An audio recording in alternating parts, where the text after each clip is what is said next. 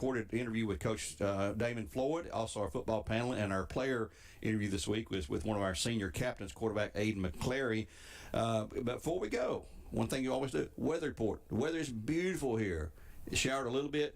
We hit showered maybe about Oodawal or so. Yep. And we got through a massive traffic problem, so that might be a snag coming down. They will not open the gates till 6 o'clock, so about 5 minutes from now they'll start allowing people to enter. These are the rules they set down. There's no protocol at all for any COVID things down here.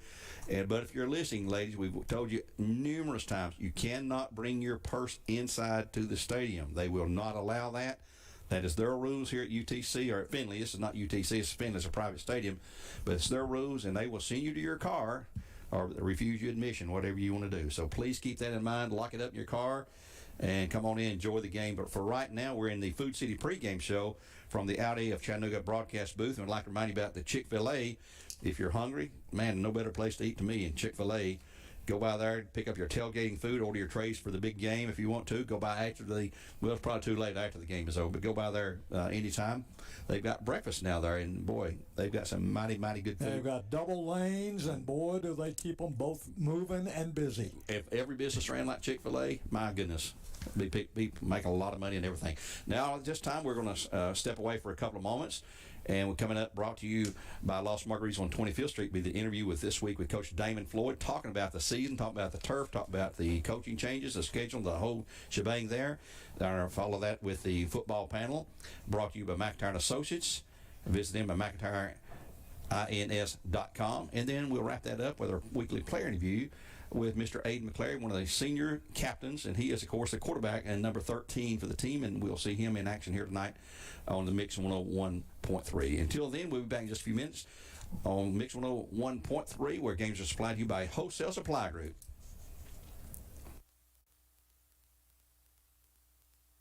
On Mix 101.3, where games are supplied to you by Wholesale Supply Group.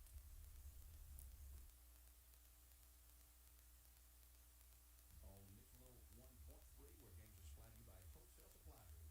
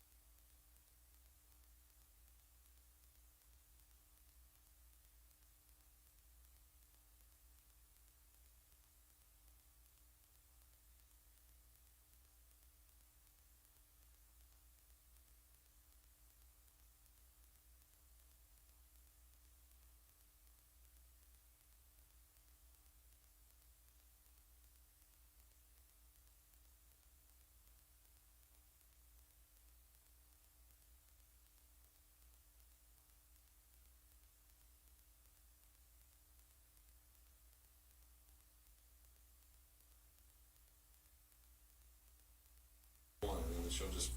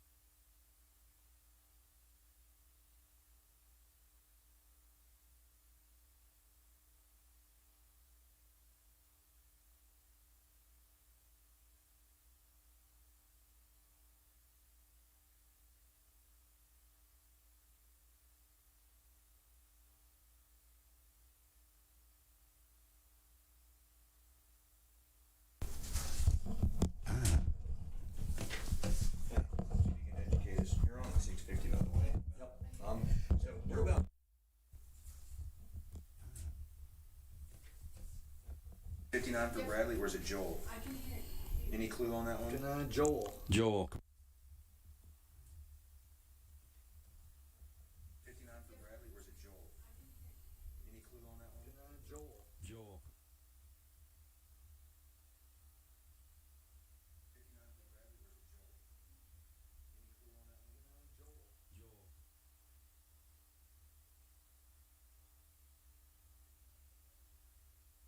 Joel.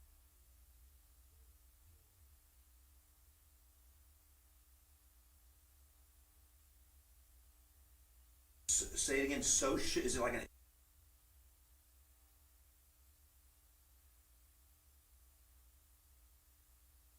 Say it again. Is it like an? Say it again. Is it like an?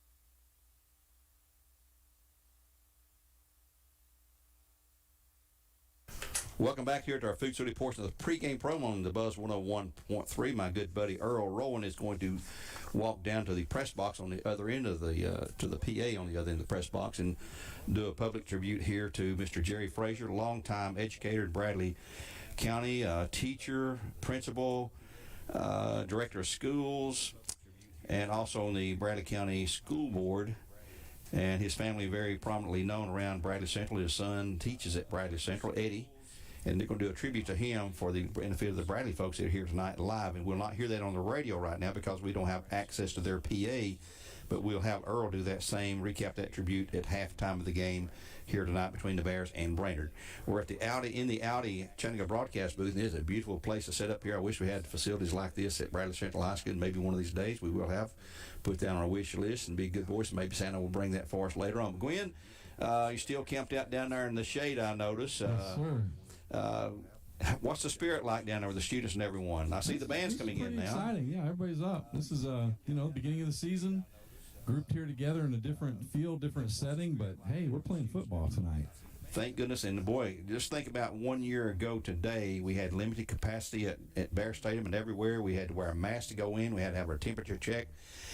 And all that's gone away for now. We hope to goodness it stays gone away. Because we're being cautious. Yes, got to be cautious and keep our fingers crossed, say our prayers at night and everything. And let's keep this virus away as best we can. We had a great presentation this morning at Bradley Central High School on Mix Live this morning, beginning like 7 to 9 o'clock with the band. We had the cheerleaders there.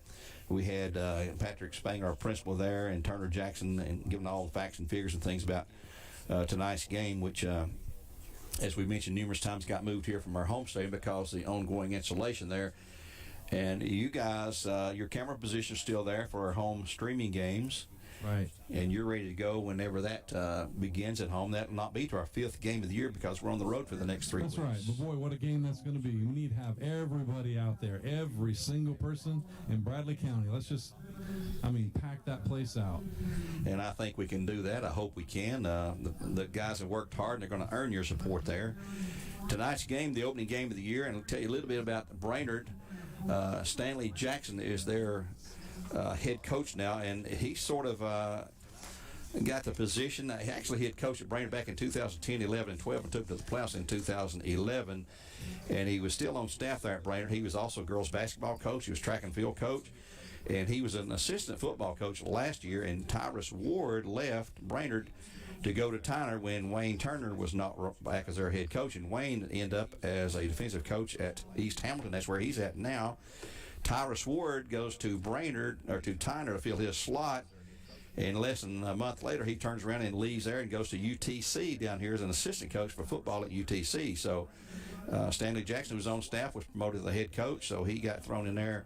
Back during the spring, we had 10 coaches in what we call the Chattanooga area. 10 head coaches have changed this year due to retiring, or being asked not to come back, or just going for a better opportunity, I guess you could say.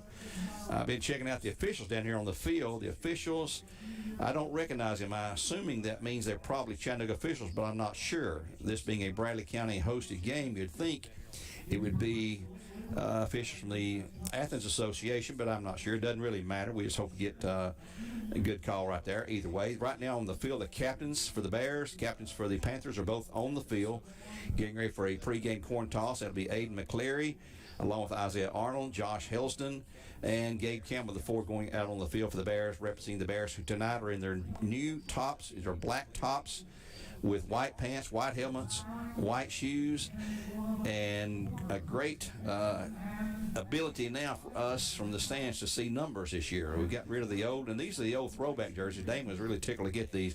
They have that stripe on the shoulder pads, right at the shoulder pad level, which is the throwback to the old days. That's the any angle jersey. Any angle jersey. Tell what number it is. Oh yeah, you can. It's great. I mean, we're making a big deal about it, but it is a big deal because what I hate to call the wrong player's name or number because we just simply couldn't tell who they were. But Gwen, you're on the sideline there. You can help us throughout the night there, especially when they're down there in your end of the end zone. And our cheerleaders are going out there now to set up for the team to run through. Our band is here, and it looks like they've sort of spread out down there. Mr. Andy Coggin, of course. Jennifer Moore has her cheerleaders here. Lindsay Bell has Luke here. He's the captain of the cheering section this year. The student section looks great tonight. Yeah, they're. I don't see how they stand up the whole game though. They're down there. That's typical. And the good representation here, they're seating everybody on the same side, so I'm not sure how much is Brainerd. And here comes a Brainerd carrying some flags. That may be the color guard or something. Is that, or are those our guys? I'm not sure. Our student, their student section? Our student section? Okay. Lauren just said that's our student section coming in. Yeah, it is. They were wearing blue shirts, which sort of threw me there, but there's a bunch of them coming in here. Color. Carrying the American flag and all that. I don't think we're going to have a national anthem tonight because they couldn't find connections over there. And right now in the background, I know you can't hear this, but Jerry Fraser is being honored with a tribute from Coach Earl Rowan. We're waiting about 3.5 minutes away from kickoff. I tell you what we're going to do right now. Let's send it back to the studio for another 2-minute timeout. When we come back, we'll be ready for the starting lineups and get ready for the kickoff here. We've got a moment of silence going on right now. So we'll step away, a 2-minute timeout here on the Buzz 101.3, game supplied to you by Wholesale Supply Group. And get ready for the kickoff here. We've got a moment of silence going on right now. So we'll step away, a 2-minute timeout here on the Buzz 101.3, game supplied to you by Wholesale Supply Group.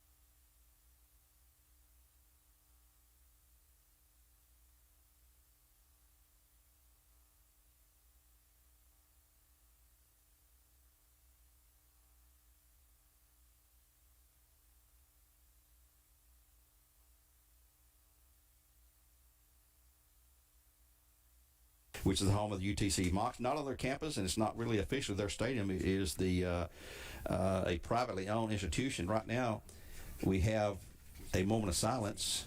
Oh, we're doing such a banner.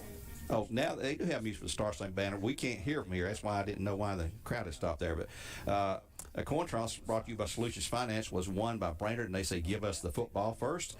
And we'll be kicking right to left on your radio dial, which would be east to west, as this team is stadium's laid out east-west, not north-south like most. But Earl, I believe you got Honda Cleveland starting line for the Bears and Honda Panthers. Cleveland starting lineup, first of all, for the Bears. And if we run short, then we'll just quickly give you the Brainerd key players. On offense for the Bears in this new 2021 season. Up front, it's an experienced offensive line, anchored by left tackle Gabe Campbell, number 60. Gabe is 6'3", 235, a senior. Left guard will be number 56, Braden Owens. Braden is 5'10", 265, senior. Center, Alex Dayton, number 67, 5'11", 240, and a senior. Right guard, back from last year, Brody Morgan, number 51. Brody is 5'10", 235, a junior. And the right tackle is number 65, Luke Keith, 6'4", 235, and a sophomore. The wideouts, and there'll be some new faces here, new names, starting with J. Allen Terry, number 4. He's 5'10", 175, and only a freshman, but he's a quick speedster. Taylor Dugan, another in the line of the Dugan boys, number 16, played a good bit last year. He's 5'6", 155, and a junior. Will be another wideout. And the other wideout, very familiar, started in the secondary last year, Marcus Goree Jr., number 8. Marcus is quick. He's 6'1", 170 this year, a sophomore. Like I said, he started in defensively last year. And Big Carter Howard, he's had some injury problems. He's back recovered, and he'll be in the starting lineup as tight end. He's a big boy, 6'5", 265, and a senior. The running back is Jackson Wilson. Got off to a great start last year before he faced an injury situation, slowed him for the rest of the season. He's back healthy, 6 foot, 185, and a sophomore. Jackson's number 22. And the man who runs the show, back for his second year starting, is number 13, Aiden McClary at quarterback. Aiden is 6'3". He's a senior this year, 165 pounds. He played tremendously well, stepping in last year for Javen Burke, who was injured early in the first game. And Gary, do we have time for the... Let's just pick them up as we go, because we're about to kick off. Earl, I'd like to remind you about Dale's Heating and Air. For all your heating and air needs, just call Dale's. JustCallDales.com, and we will pick up Brainerd now as Bradley's ready to kick off here. And let's see who's going to be deep back there for the Panthers. It's going to be number 1 along with number 3, or number 4. 4 and 1 looks like, Earl, that back there deep. Jalen Dupree along with, we don't have a 4. I'm not sure who 4 is, but I believe it, unless that's 41. We'll try to find out here. But getting ready to kick off for the Bears, of course, will be Grant Haney. He will kick it from the 40-yard line, kicking right to left into the sun from this point of view. Brandon be going left to right, of course. Hey, Gary, quick note, the yes. Brainerd band just showed up. Okay, good. Maybe we'll have some good. halftime entertainment then. Yeah, I see them marching in down here. And here comes the kickoff. You approach the ball, and this season is now officially underway. Here's a high kick. It's going to be a nice kick back to the 8-yard line, to the 10. That's Dupree to the 15. Going to go to the right side, try to get out some coverage there, and he'll be brought down. Well, he gets through a couple of tackles, 25, 30, 35. Still going. And he's away, 40, 45, and he's going to be wrapped up finally and brought down on a tremendous return all the way down to the Bear 46-yard line before he was brought down. Number 7 for the Bears. Let's see who made that tackle. Finn Mertens. Finn Mertens, yep. He had a good year last year. And they returned that. Broke 3 or 4 tackles. That's not a good way to start the season for the Bears special teams, and got the ball in Bear territory to the 46-yard line. Our guys were there to catch him, but couldn't get him down there. So they're going to line up. Let's see how they line up here. Everybody's in the shotgun, of course, and they're going to have just a empty backfield. Trips out. No, they got a back there now. Half back to the right side, twins either side for the Panthers on first down and 10. Just underway here, the first play of the season coming up. They put a man in motion, a handoff the running back. He's going to go wide right. He's going to have 5-6 yards down across the 40, and there's a flag way back up here near the line of scrimmage that just came in late, and that's probably going to be an offensive penalty.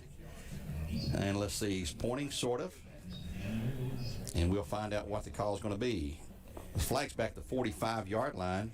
He gained down to about the 39. Here comes the call from the official. Yeah, he picked up a good 6-7 yards on the carry. Holding on Brainerd, so nullify that. And where they mark it off is where the flag landed at the 45, so that's right where it was first and 10, so they'll back them up about 10 back into Brainerd territory to the 40, about 44. So it's going to be second or first down, repeat the down, first down and 20 to go for the Panthers after the initial play. And that holding call flag came in really, really late, and the play was way away from there. So the lineup again, the same set for the Panthers. I'm having trouble seeing the Brainerd numbers. I think that's Elijah Witt carrying there. Handoff into the middle. He'll plunge forward for 2 yards into the center of the Bear line. That's going to be number 41 on the carry, and that is Elijah Witt. Yeah, Elijah Witt. He is one of their returning main, the skilled players they call him. He'll give, again, maybe 3 yards, call it second down and 17. Gwen, looks like we got an enthusiastic section down there today in the Bradley student section. You got some parents up, too. Yeah. And we go on second down and 17. There's a flag on the play. It's offsides on the Bears coming up. They must have jumped too quick. I'll make the quick call. I think that's what it is. Offsides, Bradley Central. So we'll give 5 of those yards back. Still going to be second down and long. Second and about 12 now. They'll move the ball inside Bear territory again down to the 48-yard line. Down there, the student section, by the way, being led by a senior, Luke Neighbors, who was helpful last year in that regard. And he's what we call the cheer coach for the student section. So here we go on second down and 12 to go for the Panthers. They'll send wideouts 2 to the left, 1 to the right. Nope, here comes another guy out, 2 each side. Witt stays in at the halfback position. The Bears have 4 down linemen, and back goes the pass. Here's a fly down. He's open, wide open at the 25 to the 20 and brought down the 19, and he got behind the defense, and he had to wait on the ball. That's how wide open he was, and that was caught by number 8. Looks like number 8. 8, I think. They've got these Ethan Brown. Light brown or light blue. And here's another flag. Bring it all back. I didn't see that. Way back down here. My goodness. Had 3 penalties called in the first 4 plays. That was a good play. I was watching the play and didn't even see that yellow flag back there. Flag back at the Brainerd 47. Back them all the way up now to the 37. A 10-yard penalty for holding again. Yeah, it got by us. There's another late flag came in there, seemed like. So now it's going to be second down and 10, 20. From the 37. About almost 25 yards, it looks like, from their own 37. And this drive began on the Bradley 46. Same exact formation. Witt, quick pass to flat, going to be complete. Out there to 35, 40, 45, 50. There's a flag. There's another flag right there, and that's going to be a clip over there on that corner, looks like. 4 flags in 5 plays, and that's not what we'll pay to see, folks. And I tell you, Brainerd is, with their wideouts, they are giving the Bradley defense fits because they are completing some good flare passes out to either side, and they've got some speed once they catch it, but their penalties are killing Brainerd here early. Another holding penalty marked off in the 44, back to the 34. We're going to repeat second down one more time. That's 3 straight holding penalties, 30 yards already in penalties against the Panthers. They've got to go from their 33 to our 36, so that's 14 to 17. That's what, 33 yards? 31 yards? Yeah, 27 plus second down and 41 yards. 41. Yeah. Oh, my. Well, here they go. Same, I think they're going to try to pass. No, handoff to Witt. He'll go into the left side. He'll gain short yardage out across the 35 to the 40. Boy, he's brought down. A gain of about 6 on the play by Witt, Elijah Witt. And he is probably their main running back. And they are a small unit. They only had 27 players dressed out. We looked at those pregame. And Bradley looks like they brought about, 60 or so. Counted the 11 on field. So here we go on third down Long yardage. And 25 or so right now, looks like. Yep. The snap, the handoff hits the middle again, going to the right side this time. He's going to pick up some yards out to the 45, 46-yard line, maybe before he's brought down by the Bears, a couple of Bears. That'll be 8 and 5, and I don't have my roster on me for the Bears. Earl, where did it go here? Oh, here it is. Try to get some names out here. Marcus Gorey, number 8, and Mason Gorey, his brother, a freshman brother for the Bears on the tackle. 4th down, and we watched their punting. They have a pretty good punter. He showed that in pregame warm-up. Now they're place kicking, and here's time call by the official on the far side. I'm not sure what this is about. He's pointing at somebody. Pointed at a Brainerd player. Now I guess he's just telling him. I don't know what he's telling him. Now here he comes in to talk it over with the head official. He's telling him. He's getting a player off field. Probably didn't have a face mask. Face. They had to send a player out, some kind of equipment that he didn't have. And I think now they're getting a player back in. Yep. What'd you say, Gwen? 11. There's 12 on the field. And there's a flag again on Brainerd. There's 12 on the field. 1, 2, 3, 4, 5, 6, 7, 8, 9, 10. Yep, 12 men on the field for Brainerd. They tried. 12 players, yeah. They tried. That's good counting, Gwen. Here comes another player on, and here comes their coach. Boy, their coach is furious. He is out there near the hash mark screaming something. I think they still, let me count them again here. There's 2, 4, 6, 8, 10. No, they have 11. Okay, all right, so they're good to go. So another. No. There's one trotting off. Yeah. There's still 12 on the Now there's field. 11. Now we got 11. It is first game of the year, folks. Here's a punt. 13 for a minute. A nice high punt. It's going to be caught on a fair catch at the Bear 20-yard line. Will it be 1st and 10 for the Bears? Here on the Buzz 101.3, we'll take a 1-minute break here on Buzz 101.1, and we'll return with the first play of the season for the Bears in just 1 minute.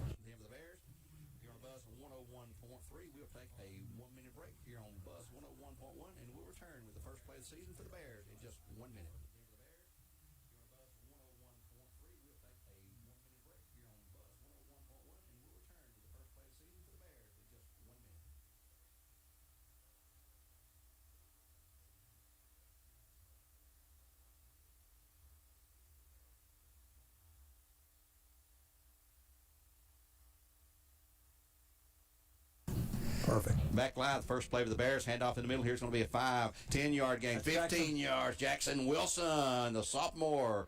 First Blast down. through the 20 to the 36. A 16-yard pickup at a Bear first down this year.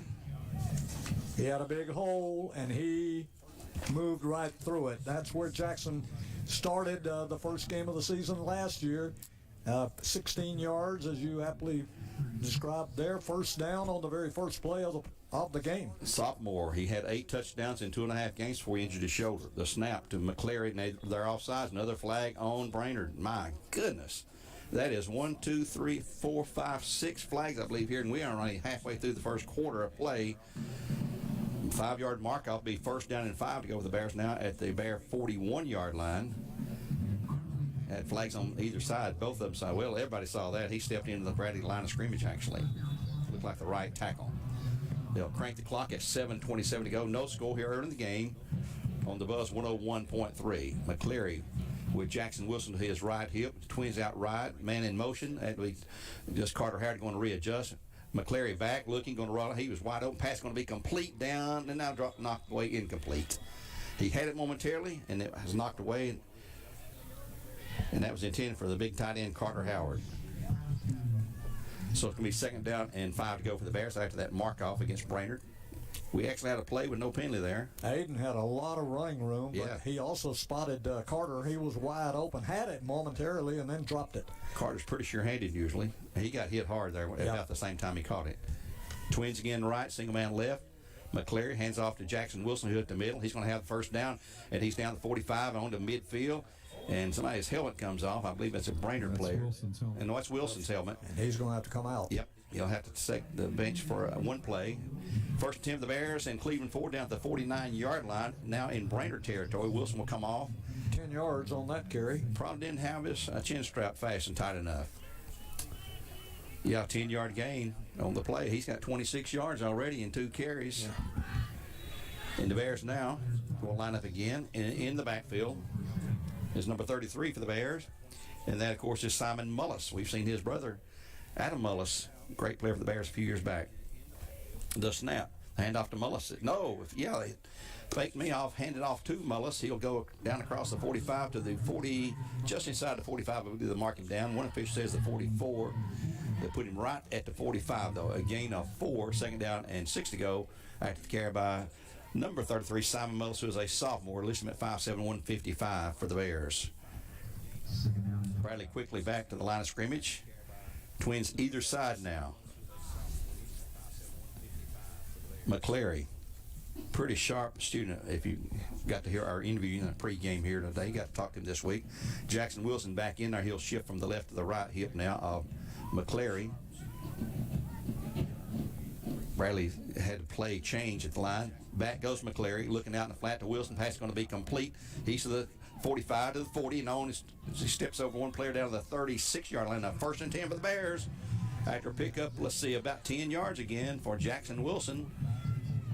And it is good to see him back healthy, Earl. Yep, that one comes through the air, but a lot of it was, again, Jackson Wilson's legs. Catch and great runner there, but yep. McClary gets credit for a pass completion. And let's see, down to the 36-yard line. 36-yard line, 1st and 10 with 5:43 now in the first quarter of play here. Bradley with trips to the left side this time. McClary back looking, going long into the end zone on the right side. Pass is going to be tipped away, but there's a pass interference. Another flag on Brainerd. Clearly a violation out there. He was in his face and didn't turn around. And Gwen, you have a better look at that than we. You called it as it was. That was right on the money. It was a beautiful pass. He laid it in there, and he actually had double coverage, but they were just all over the receiver that time. I'm not sure who the receiver intended was on that side, actually. But that'll give the Bears another mark-off and another 1st down, I'm pretty sure here. Interference was on number 7. We could barely hear we're in a close with us, Cameron Sanders. I think that was Terry on the reception. Was it J. Allen Terry, the freshman? Yes. Okay. So that's going to be another 1st and 10 for the Bears, Earl. Down to the 21. 15-yard mark-off there. Bears quick to the line of scrimmage, set to go. Twins left, single man right. Wilson in the backfield. This time the left side of quarterback McClary. We're going to mention this offensive line because it's a veteran line for the Bears, too. Here's a handoff to Wilson. He'll hit the middle to the 20, and he has hit and stood up and dropped right there after maybe a gain of a yard to the 20. Yep, they're going to give him the 20. Yep, he fell forward there. He was met chest to chest. Gain of 1 for Wilson, 2nd and 9 for the Bears. Clock's at 5:13 now in the first quarter play from Finley Stadium here. Glad to have you on the air with us tonight. If you're watching on the BCHS Bear Network on Facebook or YouTube, either where it is free of charge. You hear this audio on the streaming. Here is McClary back again. He's going to be chased out of the pocket. He's going to carry himself to the 20 to the 15 and down about the 12-yard line. We'll be close to a first, but I believe he's going to be about a yard shy. Just shy. Pick about 8 yards. Going to be about 3rd and 1 yard maybe. And Aiden can do that. He's very fleet of foot. He's a multi-sport athlete. Baseball, played basketball early, and I asked him yesterday if he's going to play this year, and he's said, well, Coach Carpenter, our new coach, is trying to talk me into it. He's not sure. 3rd down and a yard to go for the Bears at the Brainerd 12-yard line. Clock is down to 4:25. Bradley has driven it from their 20-yard line after receiving a punt. And now Bradley jumps. Man in motion, but did they flag him? Nope, no flag yet. He stopped like he should be penalized and clapped his hands. That's Goree. He thought he was penalized, but no flag. Play clock's down to 7 seconds. And here's an end around. There's the flag on the Bears right there. That's Goree on the end around. He'll have the 1st down, but I believe that flag's going to be on the Bears. Yep. It's on the far sideline, thrown down at the 18. It's not a hold call. It's going to be the man in motion, I think, calls a penalty. Probably be only a 5-yard assessment, but definitely against the Bears coming up from the 12. So 3rd and 1 becomes 3rd and 6 if it's 5 yards. And here comes the official to give the official signal. The man in the white hat. Motion, illegal motion on the Bears. Back them up 5 to the 16, so it'll be 3rd down and 6 to go. You listen to Mix 101 not Mix, Buzz 101.3. Mix will be the Cleveland game tonight. They'll kick off in about 10 more minutes. Walker Valley on our 99.1 Fiesta station with their game at home hosting Notre Dame, the Fighting Irish, one of the private schools here at Chattanooga. Now we got 2 men in the backfield along with McClary on 3rd and 6. Still out of the shotgun, of course. He'll move the man in motion. That's Carter Howard to the slot position, the H-back over there. McClary going to the end zone over the top. Pass is going to be touchdown. Yes. Touchdown, Nice. Goree. That's nice. That was nice. Beautiful. And he was into coverage there, double coverage. And what a catch. Gwen, you got a close-up view of that. That looked like triple coverage. He was Yeah. right in a triangle. So a 16-yard touchdown pass at 3:50 in the first quarter play for the Bears gives them the initial lead of 6-0 over the Brainerd Panthers. And getting ready for the extra point is Grant Haney. And last weekend in the Jamboree on Saturday, he missed 2 extra points. He said that was my bad. It's nobody's fault. Good snap, good hold. So let's see if he's shaking off that. And here's his kick. It is up, and it is no good. That one went to the right. Had a talk with Turner. Coach Turner told me that, Turner Jackson that is, that these goalposts are 6 feet narrower than what high school plays on. So that will come into play. Well, no, Yep. well, And that was a little wide right, I think. give him a break then. We shouldn't be hard on Yeah. the kid. We weren't anyway, but yeah, I did not know that. By the way, the new goalposts are up on our field at Bradley now. Let's take a quick 30-second break here on the Buzz 101.1. A 30-second timeout. Be back with the Bradley kickoff in just 1/2 minute. Let's take a quick 30-second break here on the Buzz 101.1. A 30-second timeout. Be back with the Bradley kickoff in just 1/2 minute.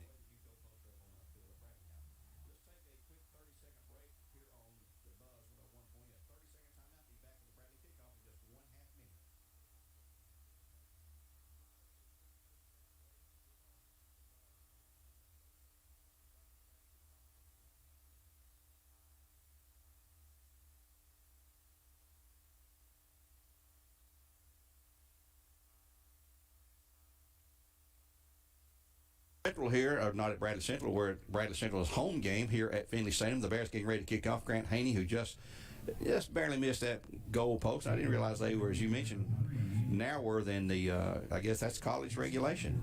A little bit narrower than high school goal post. So Grant Haney's going to tee it up again at the 40-yard line. Back deep again will be Dupree.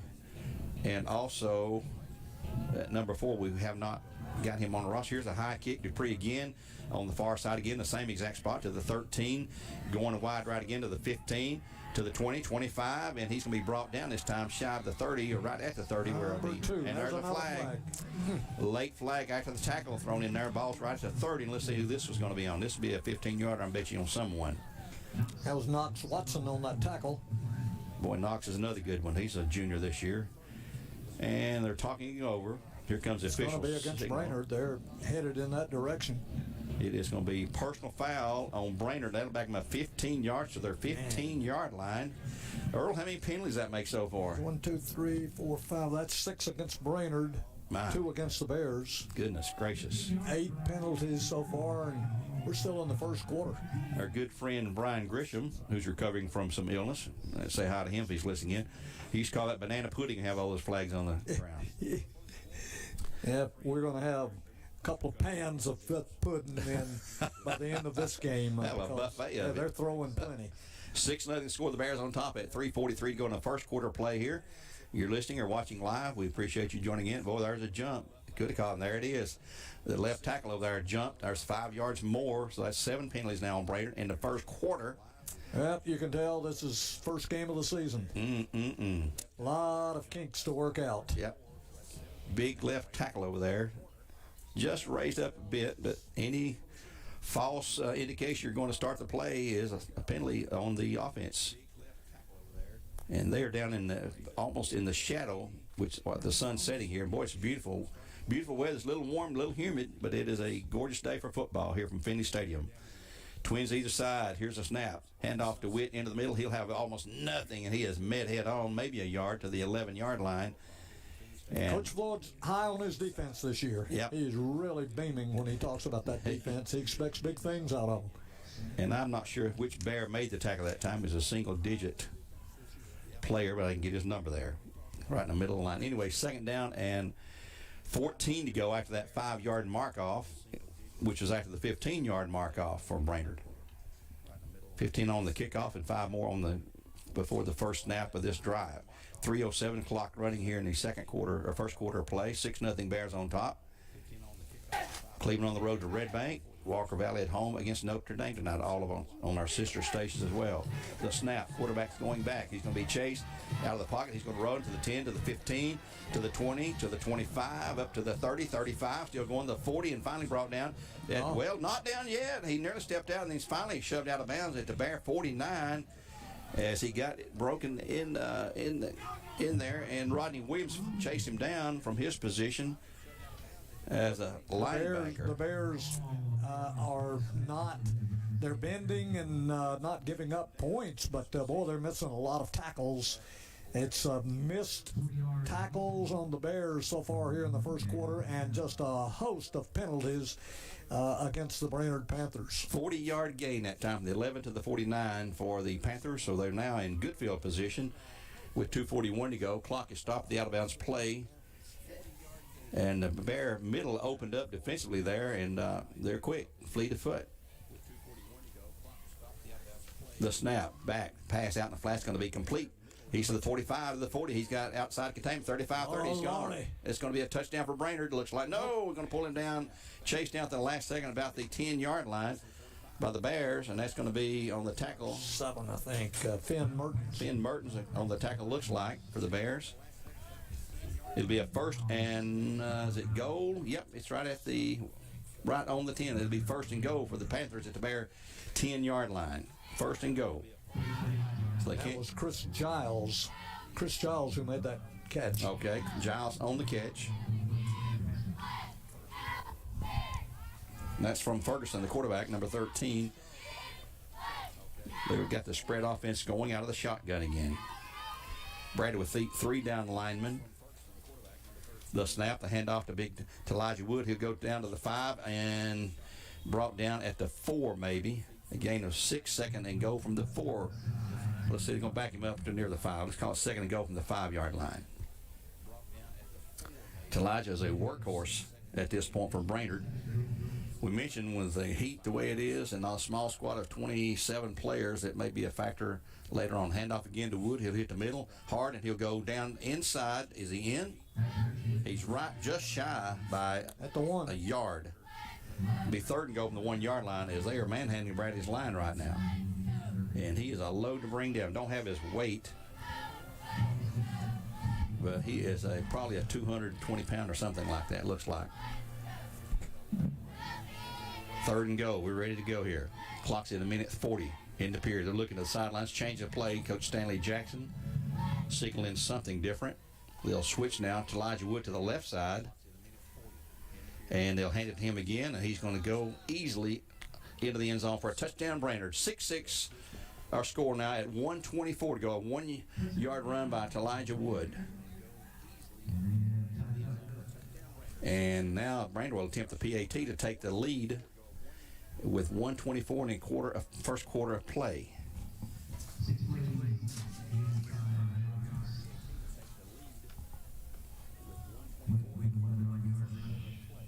We're at Finley Stadium here on the Buzz 101.3. Gary Ownbey, Earl, Rowan, Gwen, Shroyer, who's hiding out in the shade on the, and there's a flag again. That is going to be on Brainerd, illegal substitution, so that's going to be their 8th penalty, I believe, of the quarter. 5-yarder this time. They'll back them up 5. And we saw their place kicker in warm-ups, and I'll just be honest, he was terrible. 2 of them were, left footer and right footer. So they're not going to go for a kick. They're going to go for a 2-point conversion. Well, let's see. No, they're going to line up to kick it again. Let's see what they're going to do here now. They're going to attempt a kick. Dupree is holding. He's the quarterback, so keep an eye on him. The snap.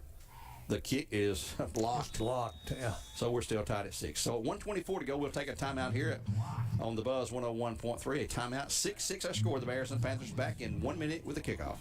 So we're still tied at 6. So at 1:24 to go, we'll take a timeout here on the Buzz 101.3. A timeout. 6-6 our score. The Bears and Panthers back in 1 minute with the kickoff. So we're still tied at 6. So at 1:24 to go, we'll take a timeout here on the Buzz 101.3. A timeout. 6-6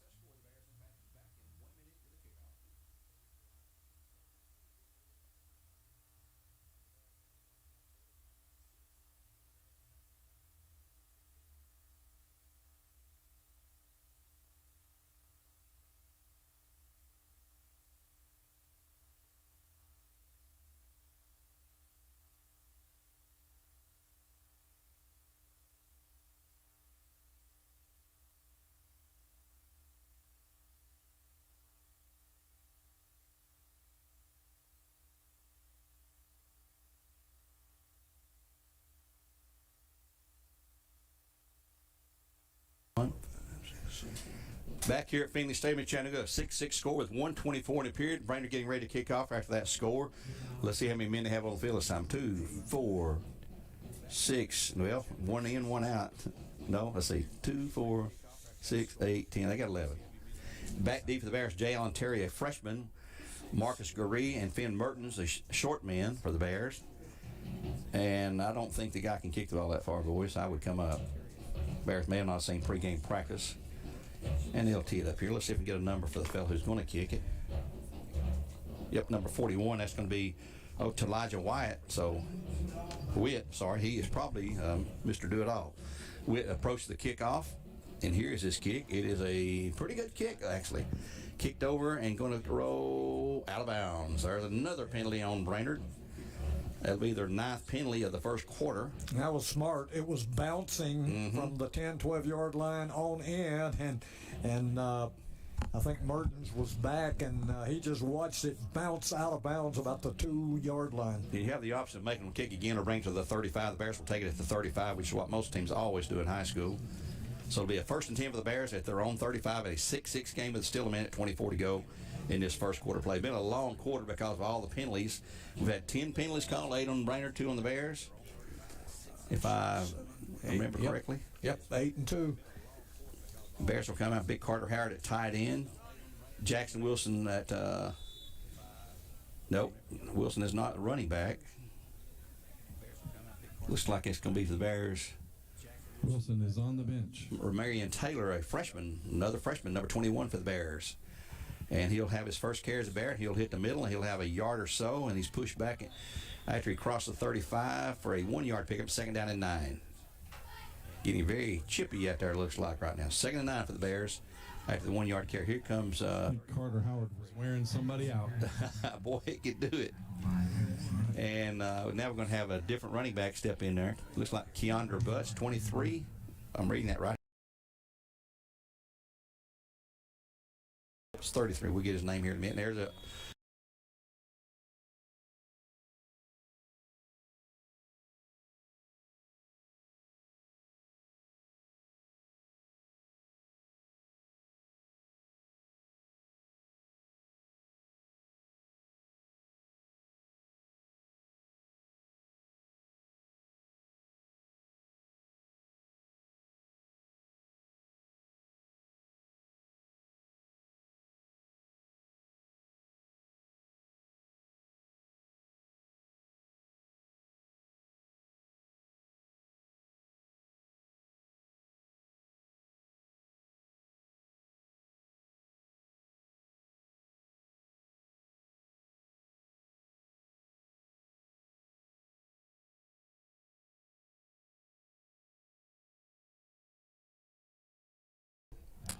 no huddle. Quickly back to the line of scrimmage.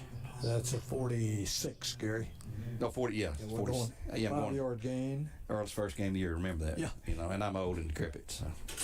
And here's an inside handoff, trying to get out wide right. He does. He's going to have some yardage down across midfield to the 49 into Brainerd territory. A pickup of about, 6 yards, and that will be Mullis. Simon Mullis.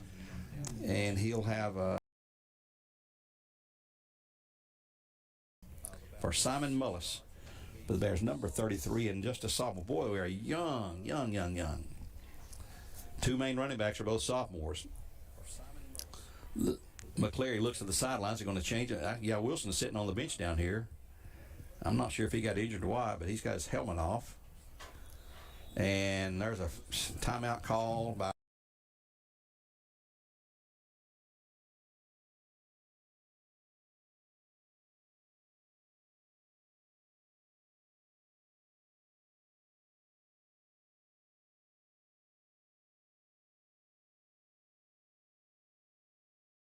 three games supplied to you by Wholesale Supply Group.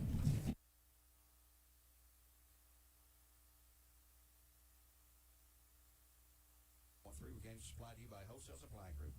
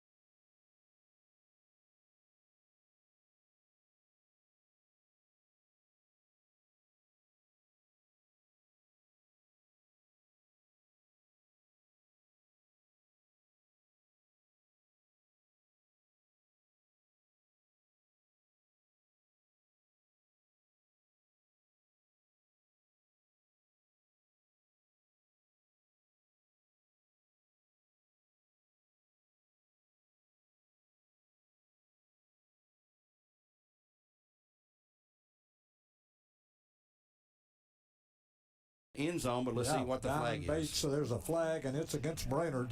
That one's going to come back, Gary. So. Yeah, official says hold everything, and here comes the preliminary call from the man in the white hat. Yeah, that flag. Still, they riddled the Bradley defensive coverage. Yep.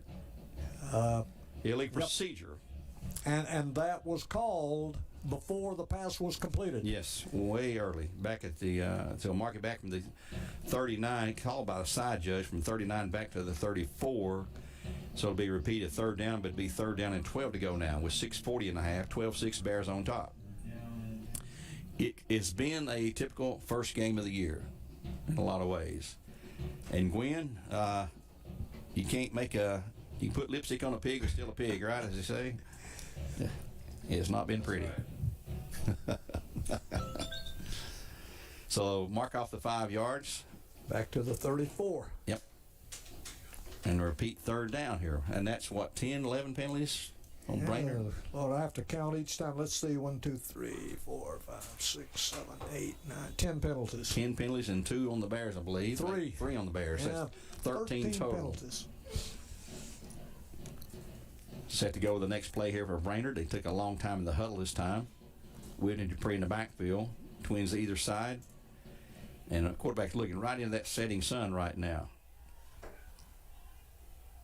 Brad's got 4 guys on the line. Here comes a blitz. Back. He's going to be hit. And he's going to be, he escapes from, and now he's brought down. He's going to be sacked.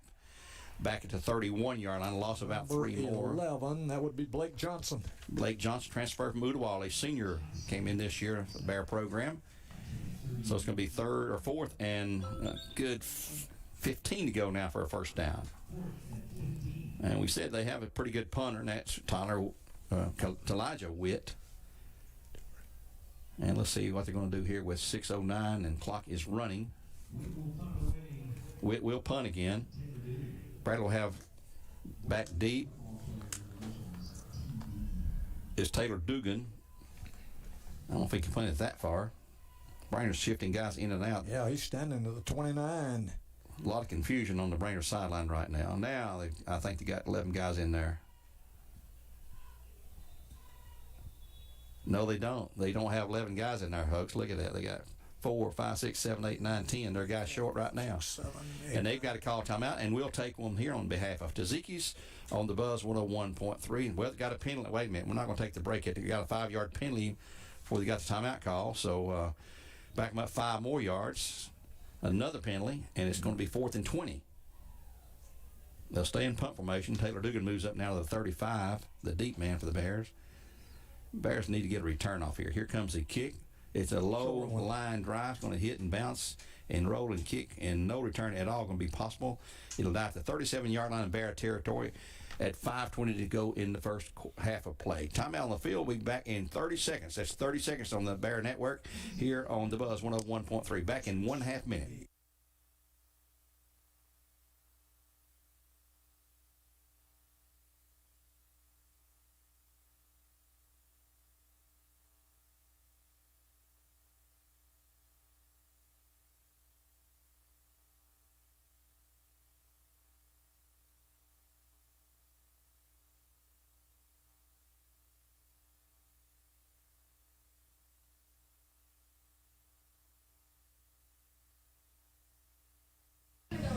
Bears ready to go now. First down 10 from their 36-yard line, they call it.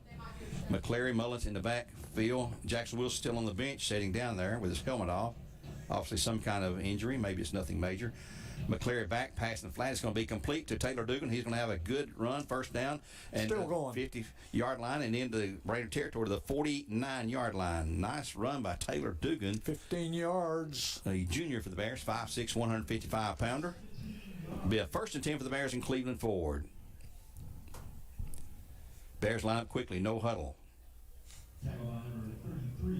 They'll send Goree. That's going to be J. Allen Terry out wide left, number 4. Trips left side.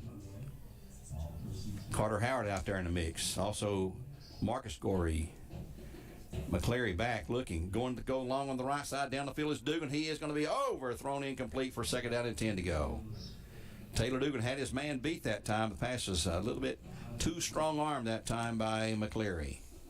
4:42, clock stop, the incomplete pass here on the Buzz 101.3. Our game supplied to you by Wholesale Supply Group. We're glad to have these great sponsors with us all year long. I'd like to remind you about Village Volkswagen, locally owned and proud sponsor of local sports. Take a test drive of the award-winning, locally made VW Atlas. Visit him at vw.com, villagevw.com. Mullis again, and he will be gaining yardage down to the 40. Good pickup, 9 yards. 3rd and 1 coming up for the Bears. No flag on the play this time. The Bears set to go one more time. Boy, it's quiet. When it's in a quiet press box, it just sounds different. Yeah. Yep, no crowd noise. You wonder, where is everybody? Yeah. And we're completely enclosed. Mullis on the carry will not get the first down. He has stood up right at the line of scrimmage. Actually lost about a yard or half a yard. And it's going to be 4th down for the Bears. And they'll move the stick back a little bit. It's going to be 4th and a short 2. Yep. With 4 minutes to go now in the half. Bears up 12-6 on the Buzz, 101.3. Big play for the Bears here. And they keep the drive alive. And they're going to send Marcus Goree in the left side along with Mason Goree. Taylor Dugan to the right side here. Mullis in the backfield with McClary. The snap. Hands to Mullis. This time he will fight and not get it. He stopped. He is short. A good yard short. So the ball's going to go over. They'll stop the clock, and Brainerd will have over at 1st and 10 at their 40-yard line. There's no flags that I see anywhere. Yeah, that's the first there's time. A flag on the Bears, holding on the Bears. Declined, so Brainerd will take over possession of the ball. That's the first time that Brainerd has stopped the Bears. That's their 3rd possession. First 2, they drove for touchdowns, but that time clearly good stop right there on 4th and 2. Yep. Came up a yard short. The middle of their line there is whipping our veteran line, our offensive line. We've got to get that straightened out. 3:34. Clock will start on the first snap of the series here. Brainerd trailing 12-6 to the Bears in our opening game of the season for both these squads. I'm not sure who Brainerd plays. They're in 3-3A, the region they're in, but Bears in 2-6A, of course. Be playing another non-region game next week at Walker Valley, and then there's a time call. The official, as Brainerd sends a player in, they were a man short again. Boy, they may not have enough coaches over there to help them get lined up correctly or something. I'm not sure what's going on with them. Okay, here they go. They're set to go this time with 11 players on the field, looks like, with 3:34 and a half, 12-6 Bears on top. Witt and Dupree in the backfield. And there's a bad snap on the field. Bears saying, we've got it, and the referee says the Bears have it. Fumbled on the snap. Not sure who got that.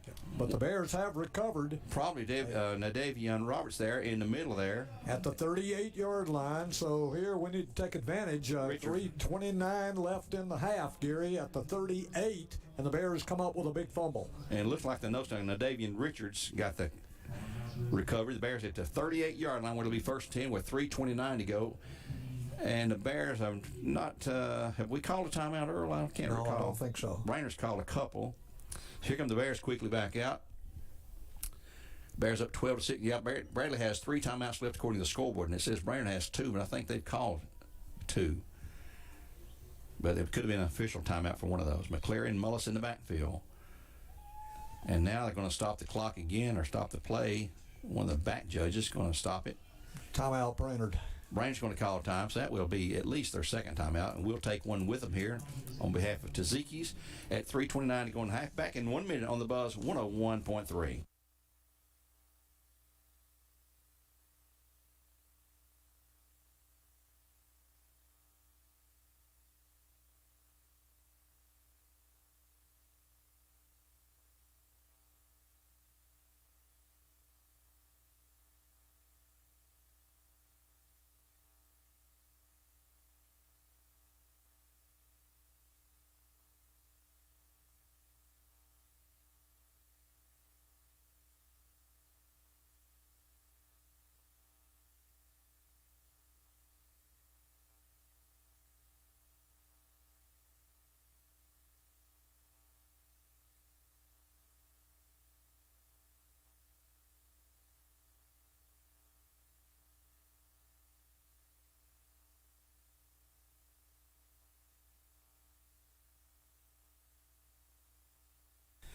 Back live here on the Buzz, 101.3 from Finley Stadium, where it's going to be 1st and 10 for the Bears after that fumble recovery by Davanie Richards, we think, on this poor snap. McCleary back to pass, looking long down the field. Always wide open. That's Marcus Gree, but he throws it. Pattern's a little bit off, and it's going to be incomplete for a 2nd down and 10. A great chance in interception there. Gree turned into a defender. Dupree almost had it. Yep. He threw it short and about 3 or 4 yards to the receiver's left, not close to him. That was a bad throw. Well, it could be a bad pattern ran by the receiver, Could too. be, So yeah. The quarterback always gets blamed, but sometimes it's not his fault. So it's 2nd down and 10, clock at 3:23 to go. That was Dupree on Goree. Bears going to overload to the left side this time. They've been throwing to the right side almost every play. McCleary back looking to the left side. Pass going to be complete out in the middle. That's big Carter Howard, I think, on the catch down to the 34-yard line before he spun back after a gain of about 4 yards. Going to be 3rd down for the Bears. With 3:11 to go, the clock is running. Bradley is showing 3 timeouts on the scoreboard, and Brainerd showing 1 timeout left. It is very warm and humid here at Finley Stadium. 3rd and About 6 to go. Yep. Bradley set. McCleary has the snap. Back rolling to his right, looking. He's going to throw it in the flat. It's going to be incomplete. Going to be 4th down. Intended for Dugan, No right room on at the side. sideline. Yeah, not enough room to get that one brought in there. So with the clock stopped at 2:47 to go, they'll have one more play, and they were stopped on the last 4th down. And then Brainerd turned the ball right over the first play after that. So that's the only turnover I think we've had in the game. That's the only turnover. And the penalties have made up for it, and then losses Vanderbilt Morgan. We appreciate him. There's an offside by Brainerd. Another penalty Yeah. for the losses Vanderbilt Morgan. Andrew B. Morgan law offices may be closed, but Gary, they're working hard right now. And we appreciate them. Thank you, Attorney Andrew B. Morgan. The man who sponsors our penalties has been working overtime tonight. He's a Bradley grad. I talked to him last year. He's a Bradley grad, I think class of 2000. Does a great job there. If you run afoul of the law or you get penalized on the football field, go see him. Maybe he can bail you out there. Breyer set to go 4th down and 2. Hand off to Mullis in the middle. He's got it. He's away. 25 to the 20. On to the 15-yard line. Be a 1st and 10 for the Bears. And there's a flag coming right there at the last second on the tackle position. And we'll see if that could go either way. Bradley had about 3 guys there, and they had 1 defender, so I'm not sure what the call will be. The back judge made the call. If it's against Brainerd, the Bears will have really good field position. Yep. The ball is down to the 11-yard line. Good run by Mullis. But let's see what this 16-yard line, I think. yeah, correction. 3 officials yard. talking this one over. And here comes the man in the white hat to tell us what the call will be. And they're going to wave it off. No flag. Okay, well, we'll take that. Yep, we'll take a good run there by Mullis. That ends up being a 13-yard run by Simon. So a 1st and 10 for the Bears in Cleveland Ford. That's a 24. That's from the 40 to the 16, 24-yard run, Earl. It was on the 40. They had a penalty that moved it inside the 30. Oh, okay. Well, the scoreboard was behind me. I looked at the scoreboard. And once again, another flag on Brainerd. They jump 2 flags, but that's 1 penalty for the offsides again. That's going to be penalty number 13 or 14 for the law officers of Vanderbilt Morgan. And if the state is over penalizing you, not just the official, but the state's over penalizing you, call the law officer of Vanderbilt Morgan for all your needs. He might know some of these officials and help you a little bit there. But boy, I've never seen, well, we've seen a lot of fouls in some Bradley games, but never this many in one half on the other team. Bears set to go 1st down and 5 now. McCleary back, all kind of time throwing into this end zone over the top and out of bounds, incomplete. Going to be 2nd down and 5 to go. McCleary took a lick that time. He's slow to get up, but he's going to be okay. Gary, I got an update on Walker Valley score. Sure. 14-0 in the first quarter. Walker Valley on top. All right. So the Mustangs off to a good start on their new turf. I think they're favored. They are expected to win by most people over that Notre Dame. But Cleveland Red Bank, that's the game that should be a good one. Hand off again to Mullis. Boy, he has become a workhorse. He's going to plunge ahead across the 10 down to about the 8-yard line. You know, he runs like Adam. Mm-hmm. He's dependable. Third. Strong runner. Third and a couple to go. By the way, Polk leading Copper Basin 7-0 in the first quarter of their game there. And with a minute 52 to go, Bears would love to get a score here and close out the half on an upbeat. They've been sluggish. It's the first game of the year, and I'm sure Coach is not happy with their performance so far. They've only been stopped on one offensive drive, though. Here's Mullis again in the middle, and he has hit hard. And he's going to be shy of the first down. It's going to be fourth down after a gain of maybe a yard. Maybe, yeah. Close, I guess no gain. Yep, I don't think they're going to move the sticks. They're not going to move anything. It's Clock's at 122. Ball stays on the 8. 122 to go. Another fourth down play for the Bears. And I bet my bottom dollar is going to be Adam Mullis probably on the carry. And time's going to be called by the officials. There's a heat timeout. No Brainerd's calling the timeout, they say. Brainerd called the time, so that's their last timeout with 109 to go.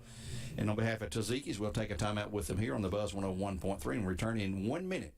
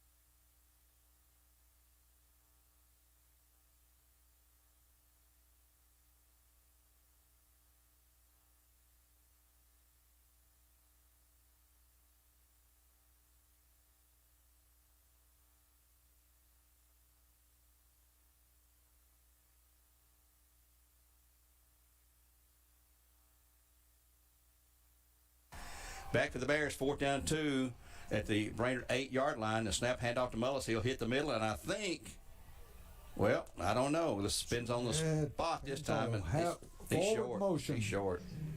They're marking him at the 7. It'll go over. Yep, you're right. Brainerd stopped him at the 7-yard line after a 1-yard gain by Adam Mullis. So the ball goes over to the Panthers with a minute 3 to go in a 12-6 game. That's twice now the Bears have been stopped on 4th and short. Not getting the blocking up front they're going to have. Yep, and that's an experienced line. Yep. They will see some film on that. Oh, because yeah. the offensive line was one of the strong points starting into this new season, and so far there have been several times that they have just simply not opened up the holes. So Brainerd with 1:03 to go and no timeouts left, trailing 12-6 deep in their own territory. The last play they ran was a fumble on the snap, never even got anywhere near the quarterback.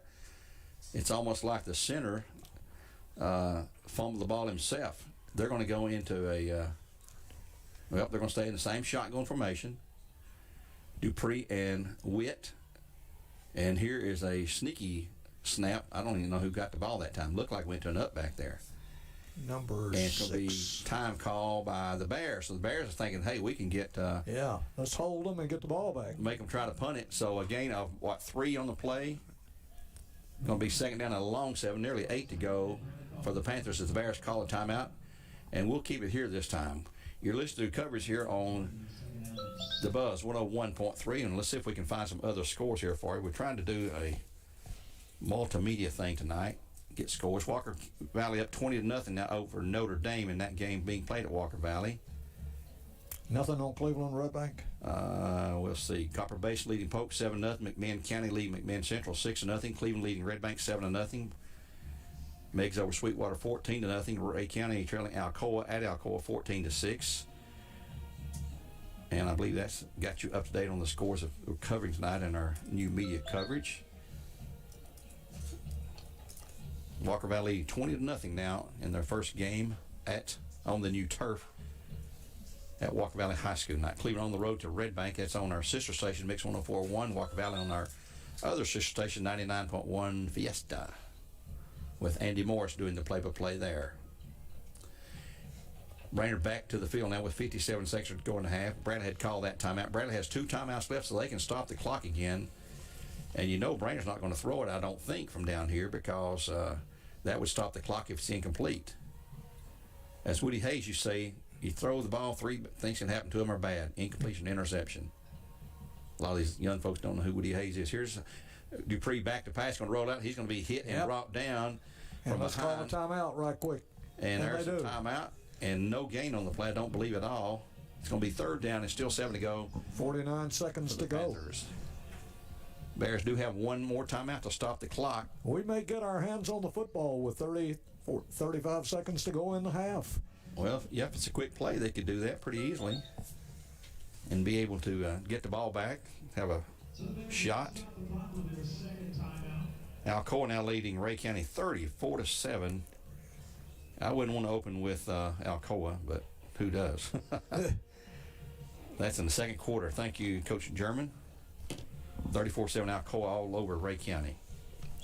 Here we have 49 seconds to go. Ooltewah 7-6 over East Hamilton second quarter in that game at East Hamilton. That's a big battle for White Oak Mountain, they call that one.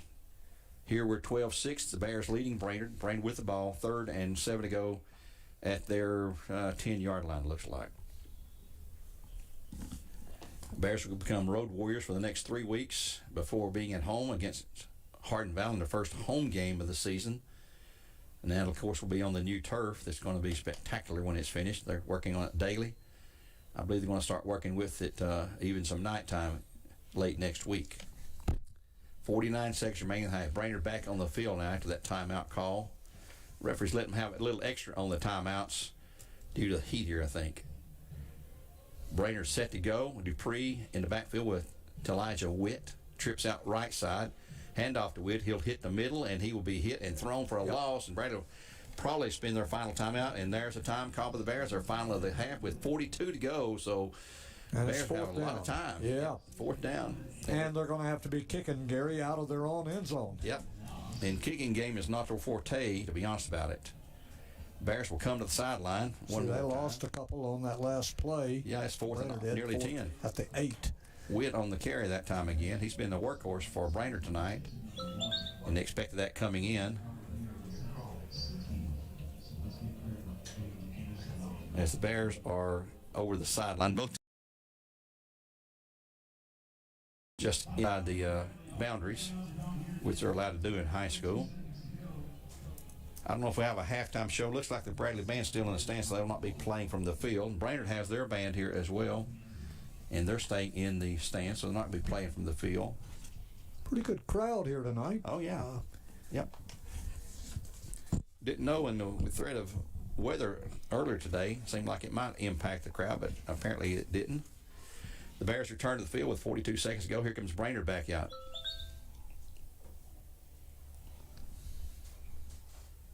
Panthers set to go. They've had an extreme number of penalties now, about 12 or so. 13, I think. 13 already. Bears have had 3. And we're set to go now. Brainerd, same formation. They ran the same exact formation all night long, I believe. Witt, along with Dupree, stays in the backfield. He's got the count on now. And now they're going to shift into punt. Mm-hmm. Witt back to punt. He's got a short lead, a low snap, and there's going to be they're going to stop the clock, and here's a penalty on Brainerd. Delay of game. My goodness of all things. Come out with timeout and get it delayed. That's going to back them up 5 more yards from the 8 to the 3. Well, half of this to the 4. And that's even shorter room to punt. They've shifted out of their set into the punt formation. And before Witt could get the snap, Brainerd had taken a long time. The play clock, by the way, this year our play clock sponsor, Bradley Concrete and Lamcom Ready Mix. Yeah, he is standing now out of the end zone. No, he's inside barely. That yellow line's not the end zone. Okay. That's the soccer line. That's soccer line. Yep. But he's got one step at best. If he steps back, it's a safety. He's looking around to see where he's at now, and he's set to go. Here's a snap. It's a little high. He'll get a kickoff. It's going to be a very low kick. It's going to hit and bounce and roll dead at the 37 or 8 yard line of Brainerd with 34 seconds to go, and they're going to let it run down to 32 and now 31. They'll stop the clock with 31 seconds in the half. The Bears will take over. At the 38-yard line, I believe they're going to mark it. So that was a 34-yard punt by Elijah Witt from the 4 to the 38. 12-6, the Bears on top. They missed both PAT attempts, one by Earl Rojas, one by Grant Haney. Grant's was wide right. Era's was blocked. Brainerd went to two-point conversion and failed on it. So the Bears with a couple of plays left. Let's see, they have no timeouts left, so they're going to have to make passing their attack here. And they're going to go with wideouts, 2 left, 2 right. Mullis in the backfield with McCleary. The snap to McCleary. He's back looking, has all kind of time, throwing deep down the left side. Pass is going to be overthrown just past Goree. That'll be Marcus Goree. Either the guys are running a little bit slow or his arm's just too strong. I don't know. He's just a shade over. Yeah, 3 or 4 times he's overshot his receivers. Yeah. And it's hard to tell if they're not, they're just not connecting so far. If the passes are well thrown, but too deep. If it had one more step, he'd have caught that in full stride. Again, the same formation for the Bears with 26 seconds to go. McCleary, ready, has the ball, looks right this time. And he's going to throw it, cocks that arm, throws it long down the middle of the field. Ball is going to be knocked away or intercepted. It's intercepted. Yeah, sure So is. the Panthers have taken away their first turnover of the night. And Brainerd will have the ball with only 18 seconds to go in the first half. That was Dupree, the quarterback, who intercepted. At the 5-yard line. So on that second play of the drive, in really good defensive coverage, their backs are really good at getting down there and covering our receivers. So with only 18 ticks in the first half, Brainerd will come back out on offense, and they may just mail it in here and take a knee and run out the clock. They have no timeouts and are deep in their own territory, a dangerous area to be in when you're on offense. And their offense has not been clicking too well. The return game has been pretty good. Dupree and Witt in the backfield, standing in the end zone, actually. I think I'd get under center on this if I was going to kill it. Hand off to Witt in the middle. He'll have a yard or two out to the, let's give him a couple out to the 7-yard line, a gain of 2. And the clock will run out here as neither team can stop it. After a 2-yard gain, it would have been second down, but Brainerd's going to go off the field as they head to the end zone, as well as the Bears themselves. So as the clock hits 0, we've ended the first half of play in our opening game of the year here on the Buzz 101.3. And we'll return in 2 minutes for our second half of coverage. But before we go, I'd like to remind you about the Voitech. If it's a sports injury, a work injury, just an accident at home, the Voitech Center has you covered. Visit them at voitech.com. Also, remind you about Chick-fil-A, another one of our great sponsors. Pick up your tailgating food at Chick-fil-A. Order your trays today for the big game for whenever you're heading out or heading in. So timeout on the field, we'll take a 2-minute break here on the Mix or Buzz 101.3 and be back with halftime coverage.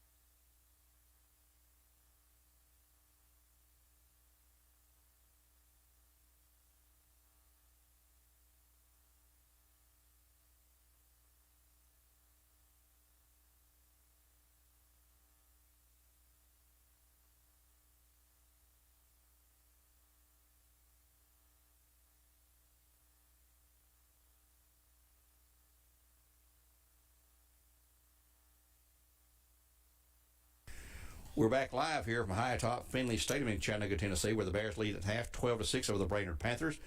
Who's now going into our Southline Finance halftime show, and as always at halftime, we ask our trivia questions. So you Bear fans, Bear Nation, if you think you're a pretty smart cookie, and it looks like the Brainerd band's going to come out and perform. They're down there now with their cheerleaders. If you're a Bear fan, you should know this. Early in the Bear move to South Lee Highway, they played a home game. The very first home game was who? Who did the Bears play in their very first home game at the new school on South Lee Highway? And the season was in the early 70s. I'm not going to tell you the exact year because you'll look it up quick. You have to figure out what year it was and tell me who we played, what team did we play in that first home game. It was not McMinn County. That was originally scheduled to be at Bradley, but it got moved because play conditions, the field was not finished at that time. If you know the answer, call 476-0076, 476-0076. Morgan will be there to take your call. The first person to get this will be on a large pizza. We'll win a large pizza from Pizza Hut. And if you win tonight, you got to wait at least 30 days before you can win again, because we have some folks that know everything and they want to call in every week. But you can't win every week. Wait 30 days. But anyway, call 476-0076 if you know the answer to the trivia question, which is who was the very first opponent we played in Bear Stadium when we moved to the south side, down on South Lee Highway. And if you're a smart Bear fan, you would know that. Matter of fact, I thought the Brainerd band was going to play, but they're not. They're just walking to the concession stand, I guess, to get some of that high-price concessions there. We're here at halftime with the Bears lead at 12-6 over Brainerd. What's been a very sloppy, almost ugly first half, especially penalty-wise for the Panthers, who've had 13 or 14 penalties in the first half. Earl will give us a recap of all the stats here when we come back after another break here. We hope you join us. This was a 7 o'clock kickoff, so you're wondering why we're so far ahead of the affair. We're probably not too far ahead with all the penalties and the clock stoppages we've had down here. We had our Coach Floyd interview with brought to you by Los Margaritas early in the broadcast, starting at 5:30 today. Now, next week we'll be back at a 6 o'clock start for a pregame from Walker Valley, because that'll be a 7:30 kickoff from Walker Valley. That's another non-region game for the Bears, and Walker Valley was up 20-0 the last score we had in their game over Notre Dame. That's on the home field. Cleveland was up 7-0 in their game at Red Bank as well, and here the Bears are winning 12-6. Of all three local teams are doing their share of winning tonight here so far. But the evening is far from over, as we well know in this crazy game of football. We'll take another break. We'll come back in just a couple of minutes with Coach Earl Rowan, if he's got some stats ready by then. And he's also going to give us a quick tribute to, he gave earlier publicly on the PA system to Mr. Jerry Frazier, and we'll let him chime in on that when we return here in 2 minutes on the Buzz 101.3 on our Southline Finance halftime show. The trivia question one more time. If you want to win a large pizza from Pizza Hut, call 476-0076 if you know the answer. And we've already had a winner, I see here on the computer, and our good friend, not the Daryl Patterson, but a Daryl Patterson, has just won himself a large pizza, and he can pick up that certificate at the station during normal business hours, 8 to 5, Monday through Friday. But Daryl Patterson, congratulations for knowing that the first game we ever played, and he might have been there, was against Red Bank in a game that was interrupted by a pretty bad electrical storm midway through. The stands cleared out, game restarted, and most of the fans, or about half the fans, came back. About half of them went home. But it was a tie game, 6-6. 6-6, the final score of the Bears and Red Bank Lions back in those days in 1972. The first game that season was going to be against McMinn. It got moved to be played at Cleveland High School because they're finishing up the Bear playing field that we now call Bear Stadium. And I'll give you one more, not a question, but another fact. The first win for the Bears was over Cookeville that same year, about 3 weeks later, 7-0 on the homecoming night. And I think I tweeted all this out over the course of the week, so that's where these guys are knowing all these answers. Anyway, we'll take another break. Oh, Daryl says he played in that game. Okay, well, Daryl, he's a no-bear. That's why he would know that then. So congratulations once again, Daryl Patterson, our winner for the large pizza from Pizza Hut. Pick up that certificate at the office there on Mouse Creek Road across from Duracell anytime during business hours, 8 to 5, Monday through Friday. We'll take a 2-minute timeout and return with more live coverage here on the Buzz 101.3, where games supplied to you by Wholesale Supply Group. Yeah, so they went in the longer line. I was like over the one on the right was empty. So they're probably gonna Getting 2 minutes here. We're clear. Getting 2 minutes. You'll be close enough to stats when we come back, Earl.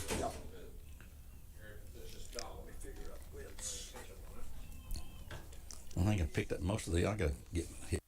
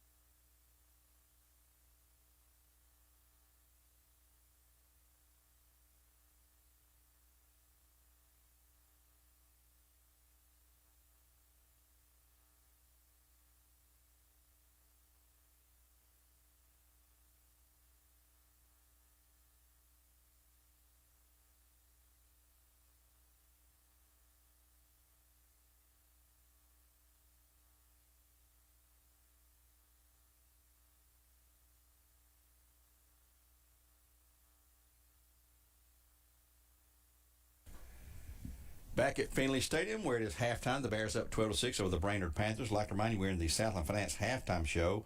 That's Southland Finance, located on Keith Street near the Chick-fil-A. There's that mentioned food again. Visit them at www.southlandfinance.net.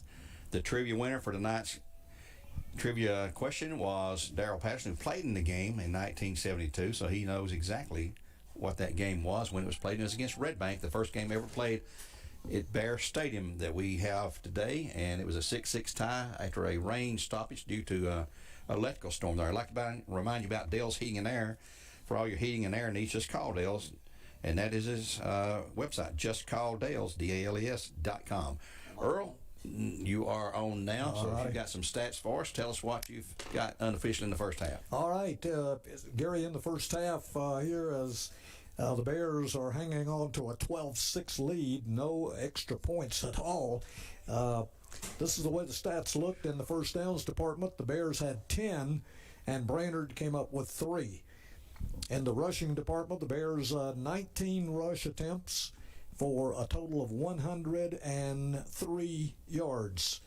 And Brainerd 14 rush attempts for 68 yards. In the passing department, the Bears, behind quarterback Aiden McClary, they went to the air 16 times, completed 7 for a total of 64 yards, had 1 pass picked off there late in the half by Jalen Dupree from the Brainerd Panthers in the secondary, and that's their starting quarterback. They are very slim on the roster. I think about 25, 26 players dressed, so they have a lot of players going both ways.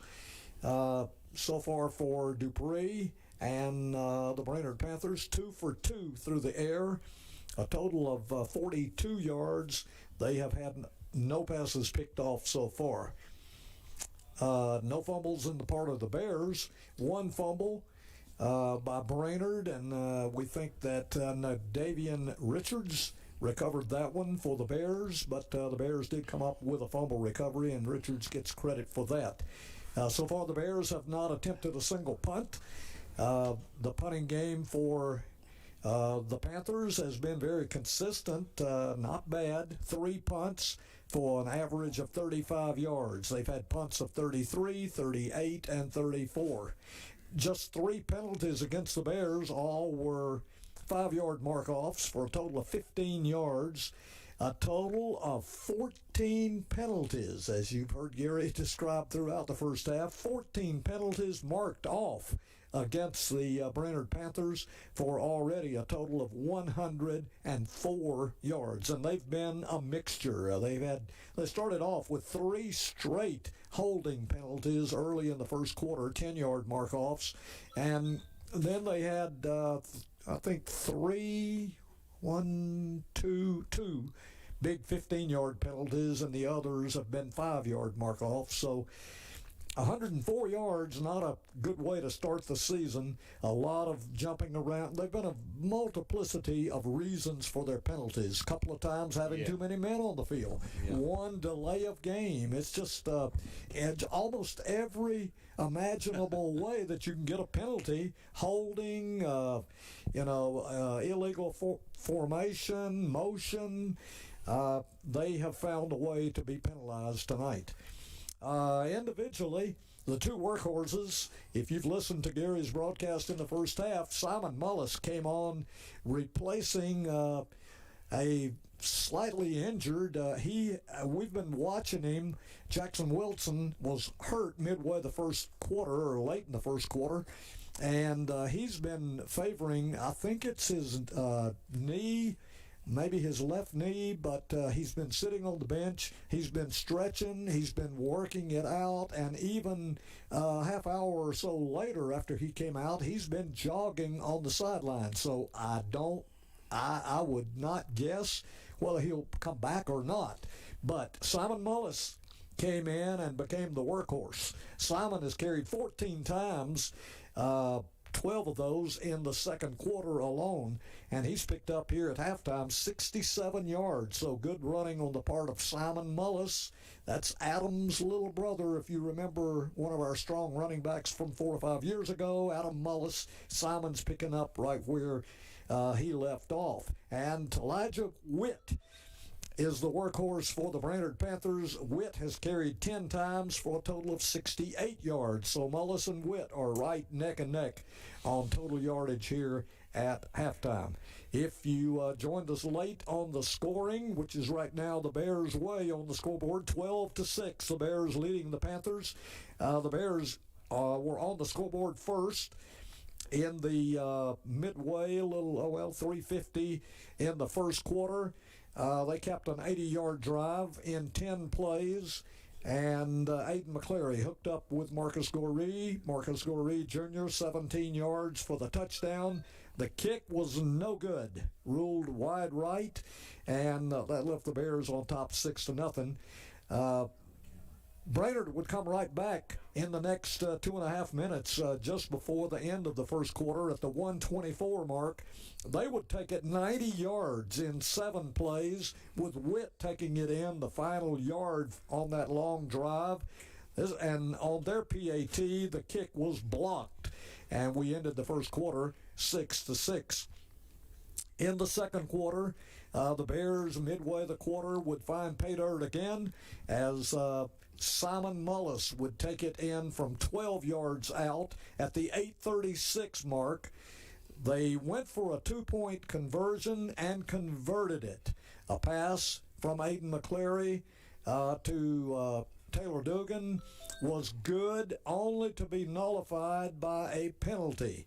Penalty marked off. They decided from the 8-yard line to go for the kick, and Brainerd returned the favor. They blocked Era Rojas's kick. So that's where we stand, Gary, right here at halftime, with the Bears on top 12-6. And I think it's safe to say that neither team is going to be satisfied with their play here in the first half. It's been a ragtag football game. As you've said a couple of times, you can tell this is the opening game of the season. Oh, yeah. I'd like to remind everyone about Drama Central. They're going to present the School of Rock on October the 28th through November the 7th in the BCHS Fine Arts Center.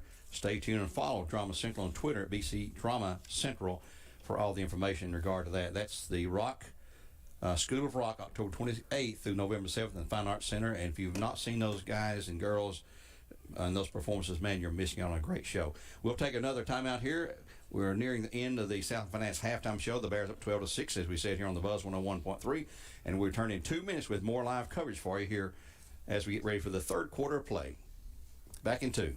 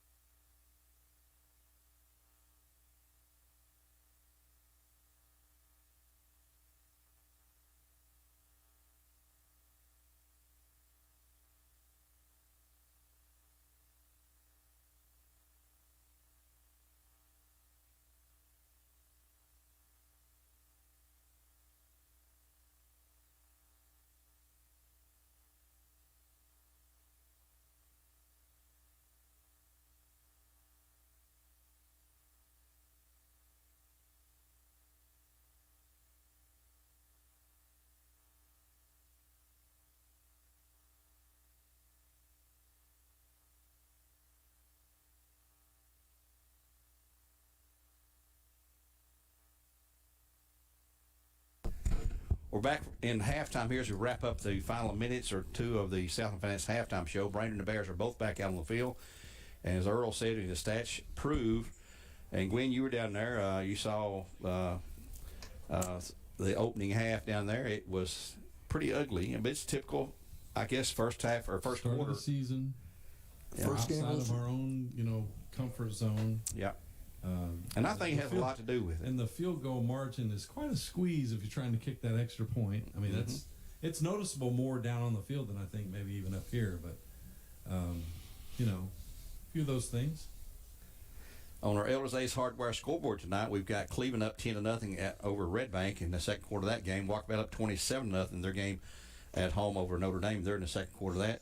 Ottawa leading East Hampton 13-12. That game being played at East Hampton. There's another big rivalry game. McMinn County was beating McMinn Central in their game as well, and I think it was 13-7 the last score we had there. I'm not 100% sure on that. We'll get you a complete wrap-up on our Elders Ace Hardware scoreboard here at the end of the game there. And we have our Jenkins Deli post-game show, and Earl and I will be picking, and Gwen be picking player of the game for the Bears.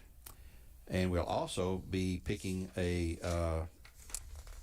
think we have a new award, the play of the game, a single play of the game. Yeah, we talk about that a lot of the time because a lot of times a game, when it's close, is decided by a play of the game. We'll be taking a advantage to make a play of the game and a player of the game as well for the Bears and our Jenkins Deli postgame show. Right now, both teams are warmed up, looks like. We're about 30 seconds or so away from the kickoff here, according to the scoreboard. The Bears are going to huddle up one more time down there.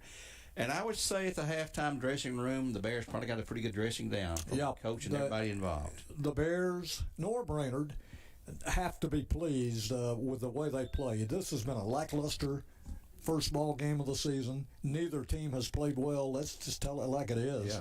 And so far, hey, as far as local competition, Walker Valley is impressive. They are doing exactly what they were supposed to do and christening their new turf, playing at home against against Notre Dame, and they're leading very comfortably. And Cleveland, kind of a surprise, that was supposed to be nip and tuck, with most people, I think, giving a slight edge to Red Bank playing at home. But Cleveland so far is very impressive. Walker Valley is taking care of business like they were supposed to do. And the Bears are kind of sleepwalking tonight. So I don't know. We'll take another timeout here. They put some time back on the scoreboard. We'll take another 1 minute timeout here. And the Bears will be receiving now. Remember, Brainerd won the toss and elected to receive to start the game. So the Bears will be receiving to start the third quarter with a 12-6 lead. And here on the Buzz 101.3 as we wrap up our Southland Finance halftime show. We appreciate them again as our halftime sponsor this year. We'll take a 1 minute timeout here and be back in just 60 seconds for the start of the third quarter.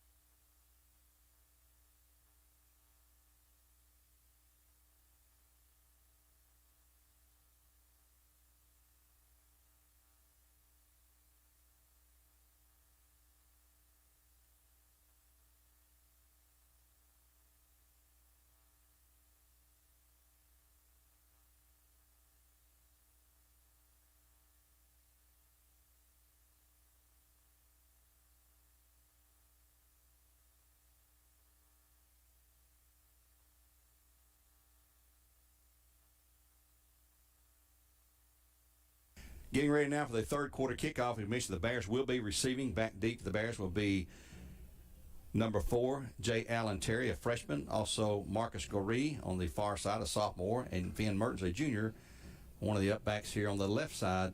As the Bears be going right to left, if you're familiar with Finley, as from the scoreboard end, going west toward Lookout Mountain here. And the sun has gone down. Gary, I'll tell you what, we may forget this, so let's mention it now. This is a beautiful setting. The sun has just gone down over Lookout Mountain, folks, and we've got mountains all around us, and beautiful, beautiful sky, and the skyline of Chattanooga off in the distance, the lights have come ablaze, and it's just a beautiful, beautiful place to watch a football game, to broadcast. We're fortunate. We sure are, and a really good crowd turned out tonight for both teams, Brainerd and Bradley. And the Bears are ready to receive. Brainerd's lined up, and the officials are going to say, let's kick it off here at some point. I'm not sure what the holdup is now. And one official standing over the ball, so he can't kick it. And he's looking to the guy in the white hat who's in the Bradley backfield down there. I'm not sure what the holdup is here. I don't either. It's the first game of the year for the officials, too, I guess.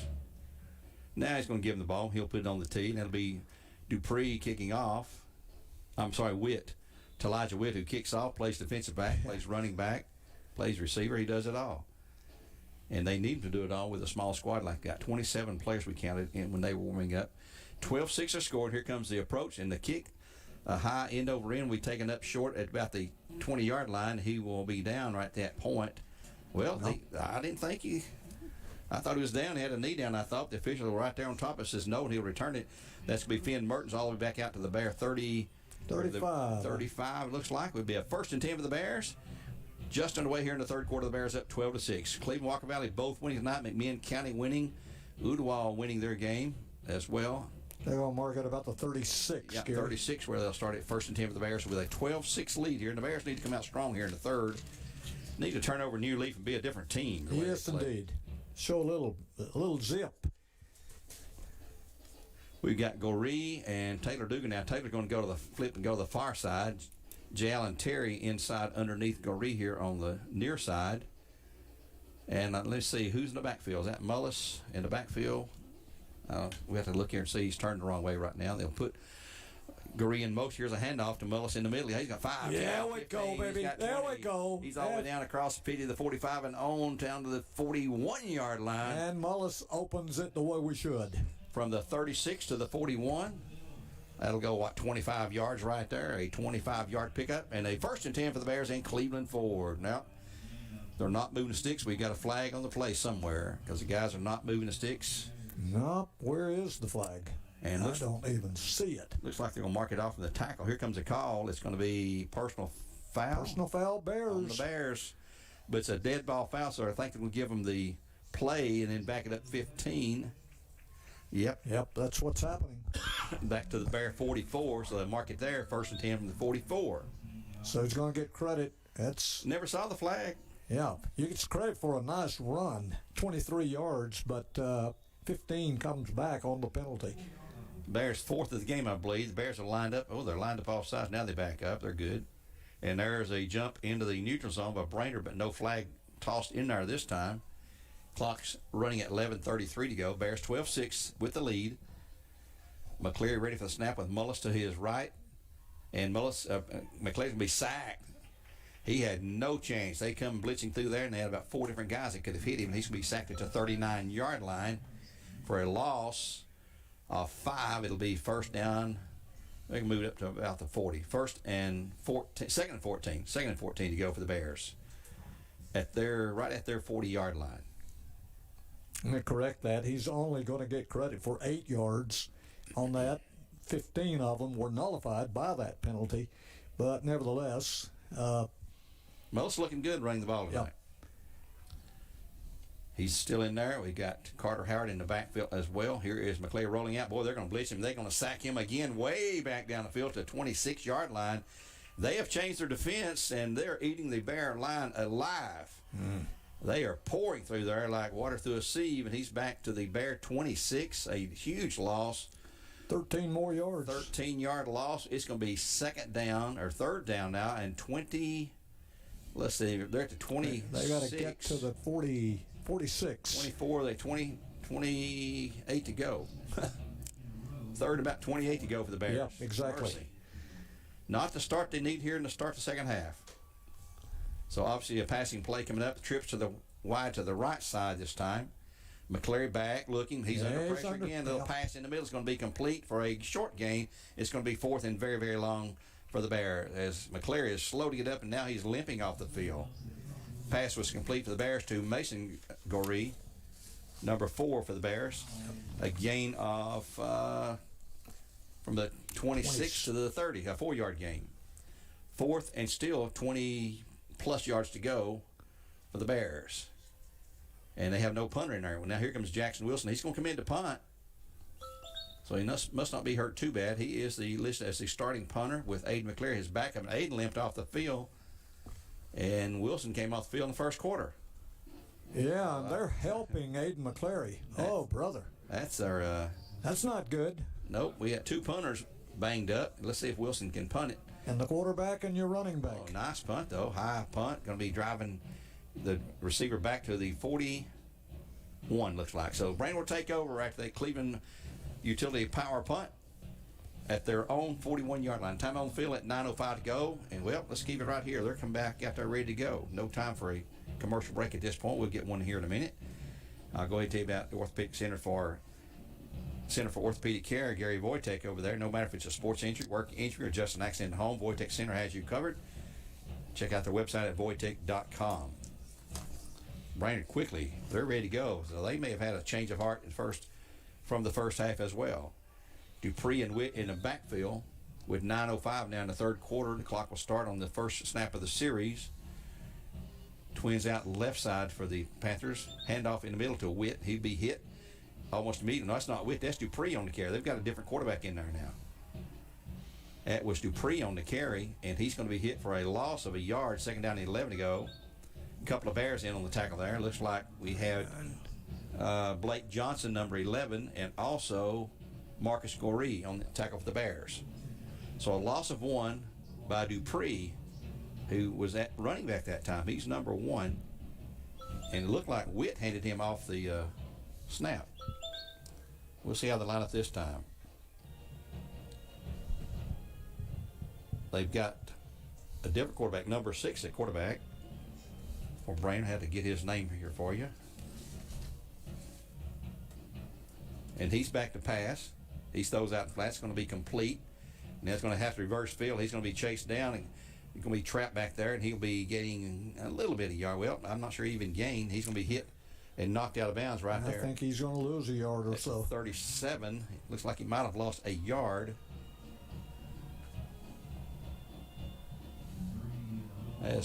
As they've shifted Dupree from the quarterback position. Lost 2 yards. 2-yard loss, they would say. Quarterback now is number 60, Javonte Moon. Listed as a linebacker, but he is running the quarterback position now for the Panthers.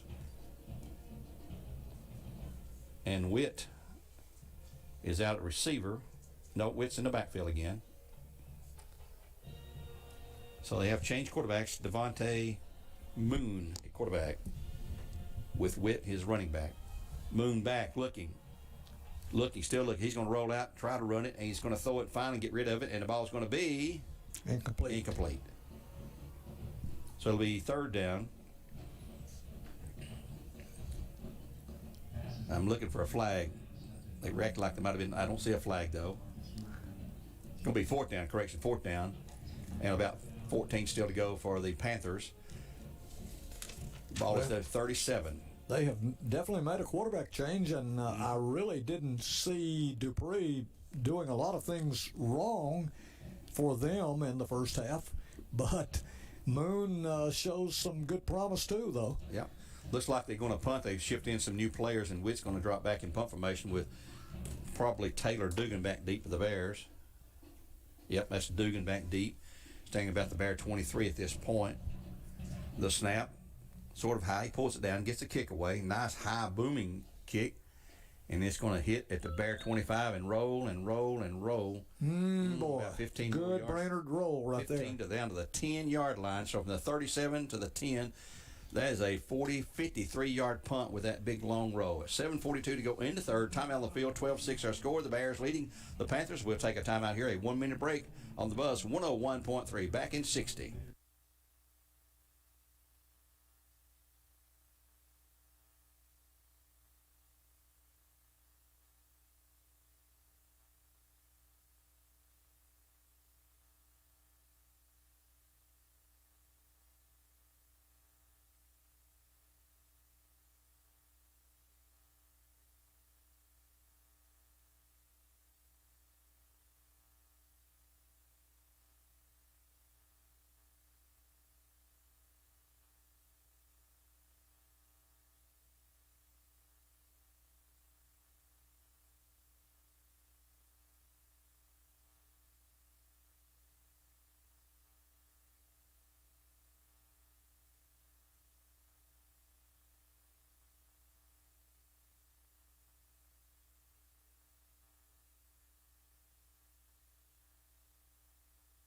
in the game with 11-yard pickup for a 1st and 10 for the Bears. Now ball out their 21-yard line after that 11-yard gain.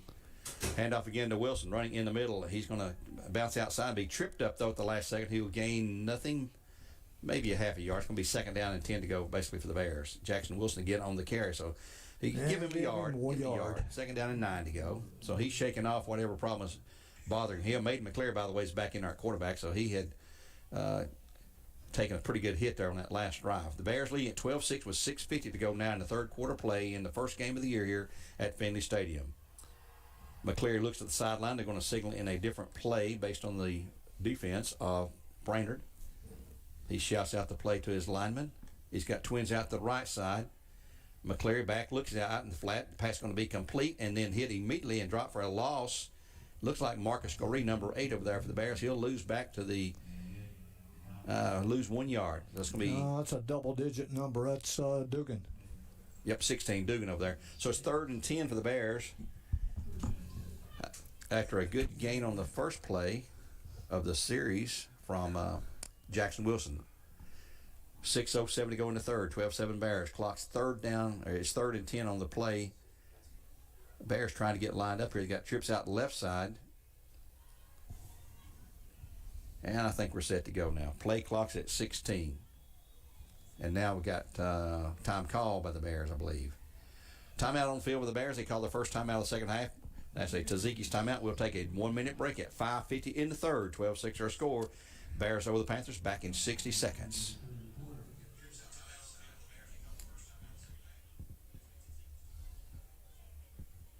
Who is 82? Grant Haney. He's kicking down there. Yeah.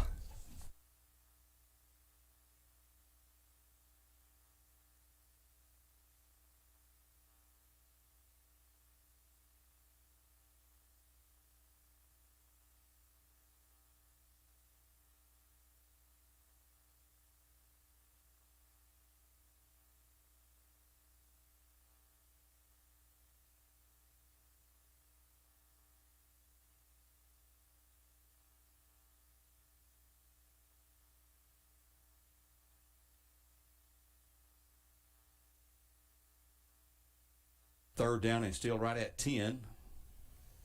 The lineup again, these trips to the left side. McCleary looking right.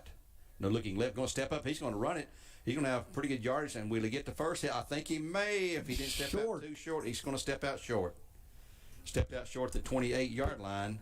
It's going to be 4th down. The Bears will send the punt team in here with 5:42 to go in the third game. Picked up 7. He was close to the stick, but had to go out of bounds at the 28. So he picks up 7. Needed 10. Jackson Wilson back again to punt for the Bears. Be his 2nd punt of the night, I think. Maybe 3rd. Second. Brainerd shifting in some more players, and let's see. Let's do a head count. 2, 4, 6, 8, 10. They had 12, and one's running off the field. Now there's a snap. He didn't get off in time. I don't know if they caught it or not. Here's a high kick by Wilson. Nice kick. And it's going to hit and roll in the Bears' favor down to the 35-yard line. So from the 28 to the 35, Earl, I'll let you figure out how many yards that is. 15 plus 22, 37 yards. Not a bad kick. So it'll be 1st and 10 now for the Panthers as they'll place the ball down. Looks like at the 36. But it'll be 1st and 10 for the Panthers, who trail 12-6 at 5.5 to go now here in the third quarter play from Finley Stadium. The Bears will be on the road again. We mentioned next week to Walker Valley. Then they'll be on the road to Cleveland, and then again on the road to McMinn County. And the Cleveland game will be the only region game in that 3-game set against the rivalry squads, we call those. Then they'll be back home for the first home game on the new turf on September 10th against Hardin Valley. Hardin Valley, yeah. You had to think. I believe that date is correct. I know that's their first home game. It'll be the 5th game of the year. But here come the Panthers. They're ready to go again. Let's see who's at quarterback this time. Moon staying in there? And yes, it is. Moon stays in there with, well, they try to snap it to Witt. Both of them went for the snap, but there's a flag on the play. And it's going to be time call, though, before the flag. Time call by Brainerd. It'll be their first of the half. So they'll take a Taziki's timeout, and we'll take one as well. A 1-minute timeout here. 5:28 in the third. 12-6, the Bears on top. Back in 60 seconds.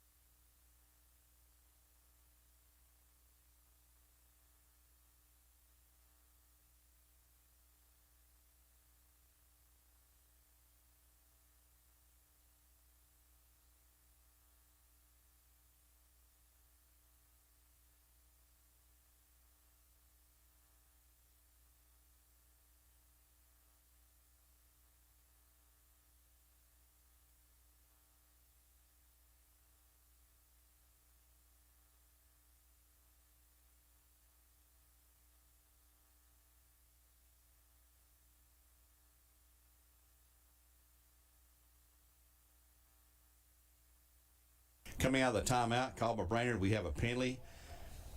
Illegal procedure on the offense, so another penalty on Brainerd, backs him up 5 more yards. And for the loss of Vanderbilt Morgan, once again, another penalty. 15 now. Wow, that's unbelievable. 15 penalties. Keep Vanderbilt Morgan losses in mind if you need some legal advice of any kind. If you keep getting your court date punted, get results fast with the losses of Vanderbilt Morgan. So here we go now on 1st and 15, and another flag. Yep, another flag on Brainerd. Another flag. This will be again illegal procedure. 16 penalties now.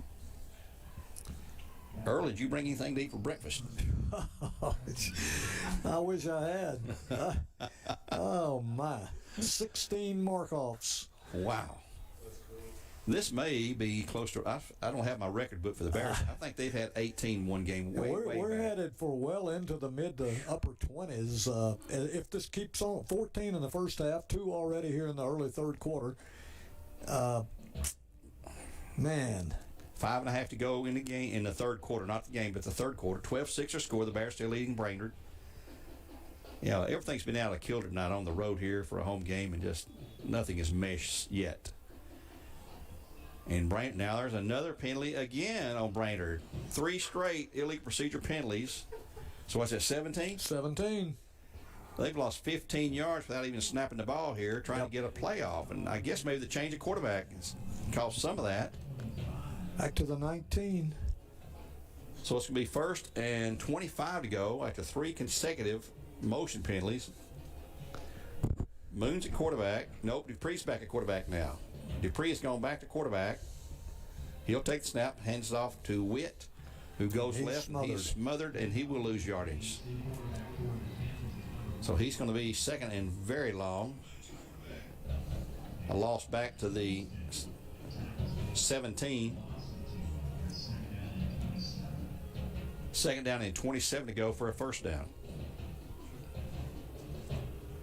Maybe the Bear defense is going to have to carry the load tonight.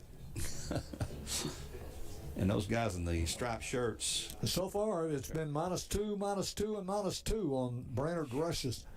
It is. So the defense for the Bears looking pretty good here in the third quarter. Bears look like they're paused to rush in here. Dupree runs back. No, Moon's at quarterback again. Now they switched out. Moon's at quarterback. Dupree's at running back. Low snap to Moon. He's looking to pass. Going to try to get it off. And it's going to be a run by Moon. He got a few yards back across the... Well, he lost, actually. Look at the flags there. Yeah, from the 17. Flag on the play on the other side. It sure is. Yeah, he lost 2 yards. I just declined this one. There's a flag in the backfield there, too. Fisher talking over. Here comes a call from the man in the white hat. I don't know if that's 2 different penalties or not. We have illegal procedure against Brainerd and holding against Brainerd. Yeah, 2 different penalties. My. It's 19 penalties, I guess.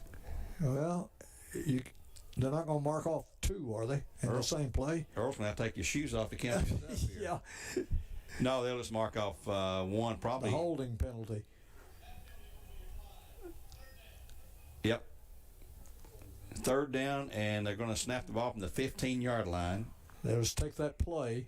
Third and 27 to go. Loss. Yeah.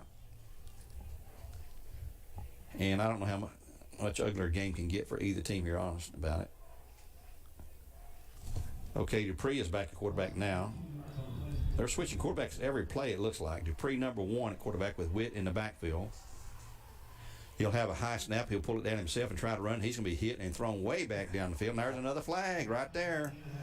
And that may be on the Bears because they were Could be a face mask. The only guy in the white shirt was it's on Witt. It's on the Bears, and they had Dupree down at the 10-yard line.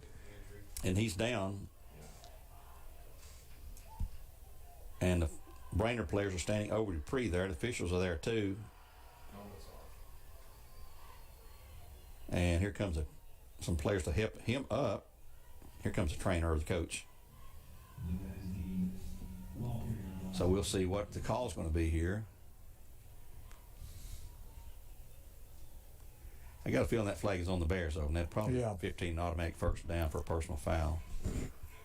Right when they had Brainerd backed up deep. About 4 Bears there in on the play for the tackle. The players down, I think that's Dupree who's still down. A couple of Brainerd coaches out there talking with him. Never to get a signal from the official, though, about the penalty, and maybe he's waiting till the player gets off. And let's see, he's going to be down, looks like, for a little while. Tell you what, let's take a break here. Let's take a timeout here while they're trying to get the player. Well, wait a minute. He's getting up. That's Dupree for sure. I don't know if he knows where he's at. Oh, And he's hobbling. Right. He's not putting that right leg down. They're going to have to carry him off of there. So Dupree's going to leave the game. Probably Moon will take over again at quarterback. At 4:13 to go here in the third quarter. The Bears up 12-6 on the Buzz 101.3. And let's see. Now they're going to talk about the penalty. Here comes a signal from the official. So the line of scrimmage is going to be Face mask on the Bears. You're right there. Yep. Probably be a major face mask penalty. They'll mark it up to the 26-yard line. That will be. That's not an automatic first down, though. They're staying with third down and still going to be about 18 to go, 17 or 18 to go for the first down. 4:10 now. The clock is running. Brainerd is sending players off and sending players on. They're sending about 5 off. Switch out the whole line, looks like. I guess. Well, the good part for the Bears is that was not an automatic first down. Yeah. 15-yard penalty, and they still have 18 to go or so. And there's a timeout call by Brainerd, or is that a penalty? Play clock ran down to 0, but time was called by Brainerd before they could get the playoff, or the clock ran out. 3:48 to go. Let's take a 1-minute timeout, see if we can regain our senses here. 3:48 in the third, 12-6 Bears up by 6. We'll be back in 1 minute after Taziki's timeout.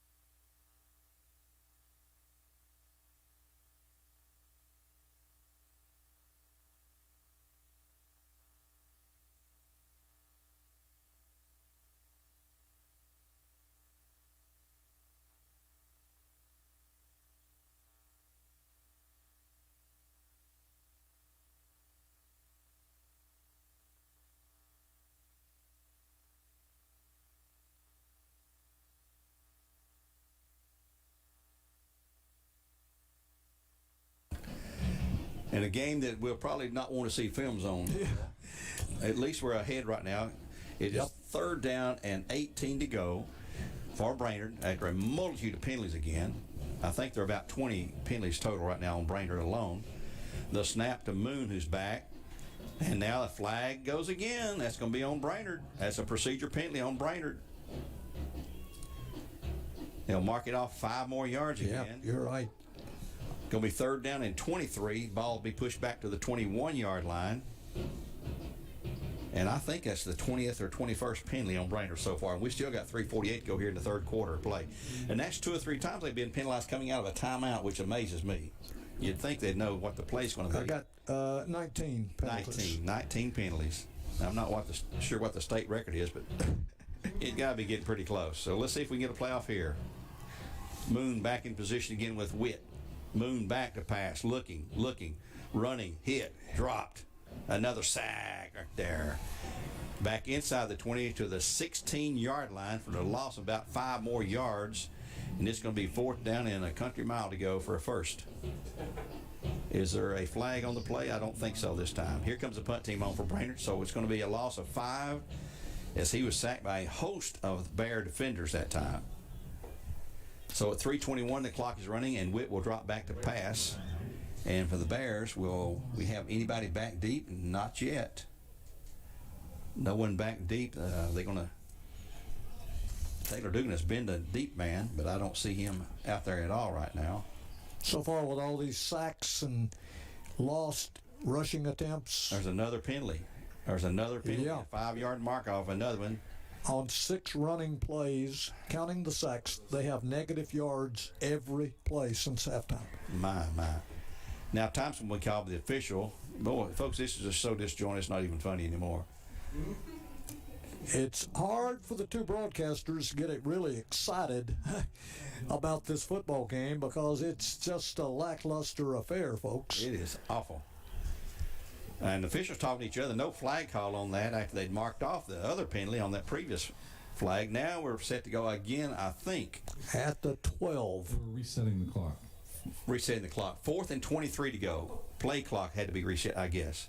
Witt back near his goal line to snap the ball. Taylor Dugan deep for the Bears. He will step back, and boy, a terrible punt, and it's going to go out of bounds, and the Bears going to have tremendously good field position. Yeah, and the Bears better take advantage of that one right there. 25-yard line. So that was a punt of 13 yards from the 12 to the 25. The Bears take over 1st down and 10 with the ball at Brainerd's 25, with the Bears up 12-6 here at 2:47 to go in the third quarter play, and what's been a gosh awful third quarter to look at, listen to. I hope it sounds better than it looks. Yeah, Brainerd has gone just a few minutes ago from a 53-yard booming punt to a 13-yarder. Very inconsistent play. They've had nearly as many penalties as they've had plays ran. Yeah. Which Yeah, you're right. is ludicrous.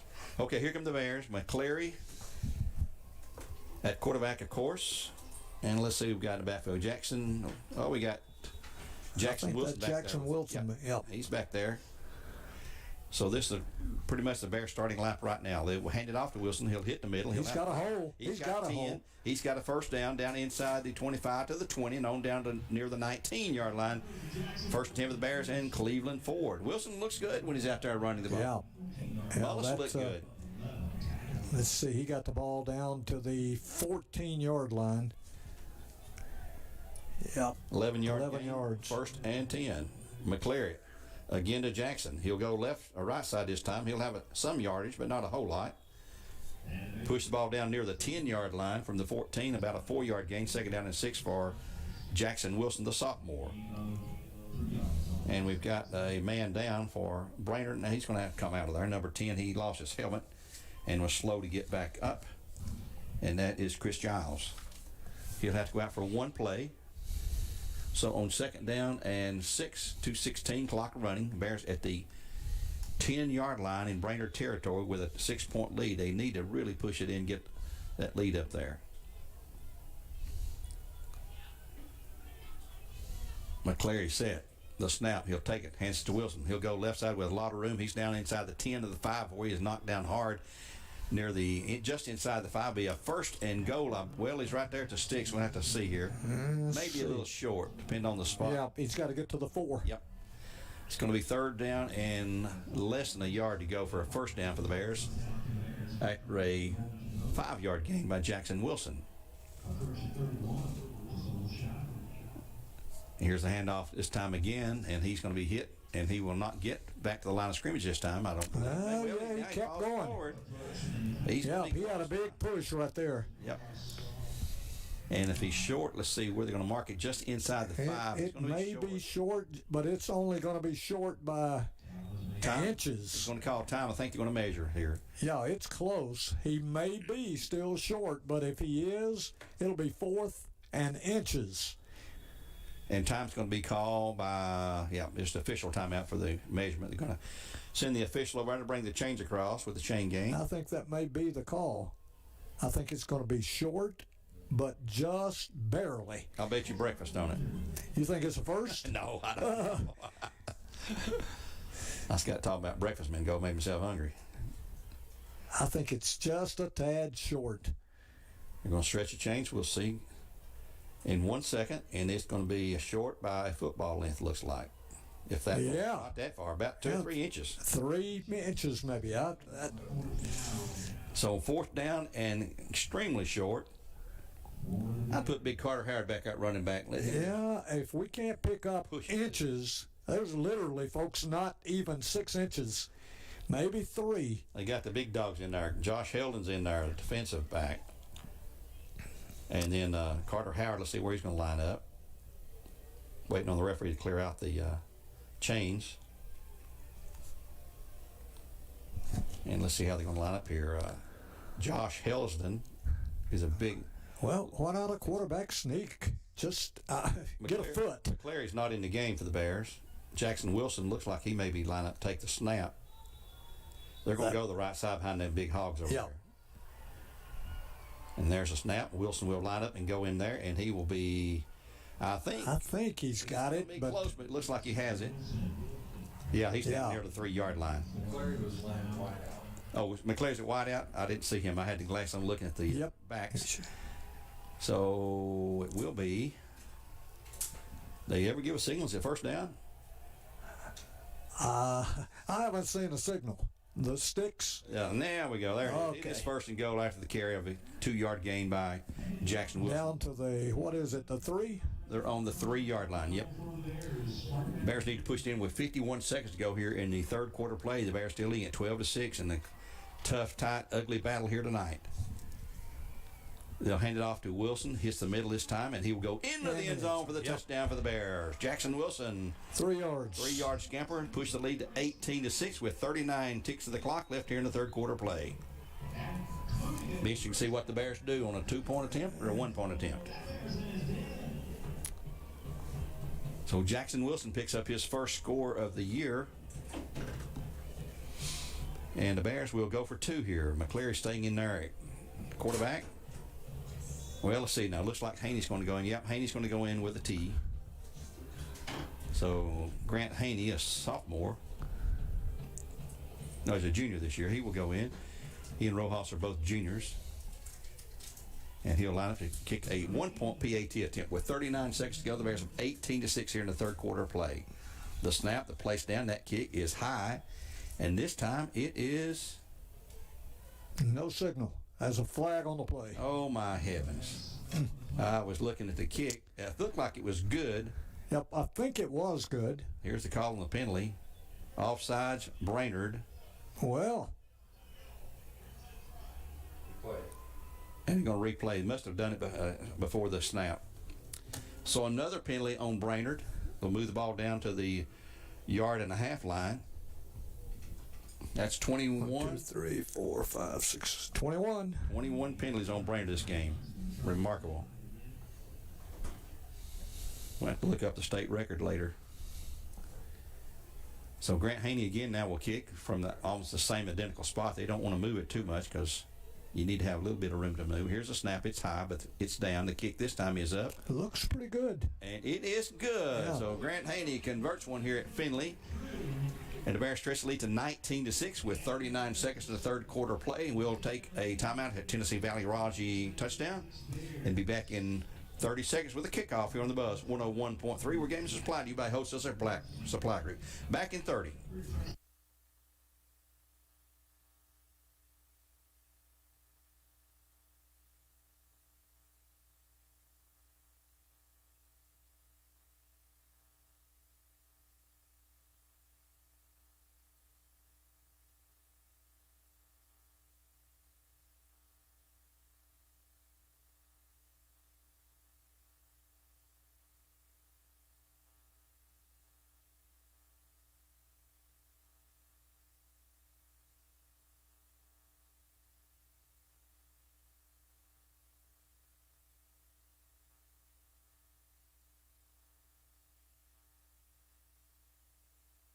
The touchdown, 19-6 our score. The Bears on top.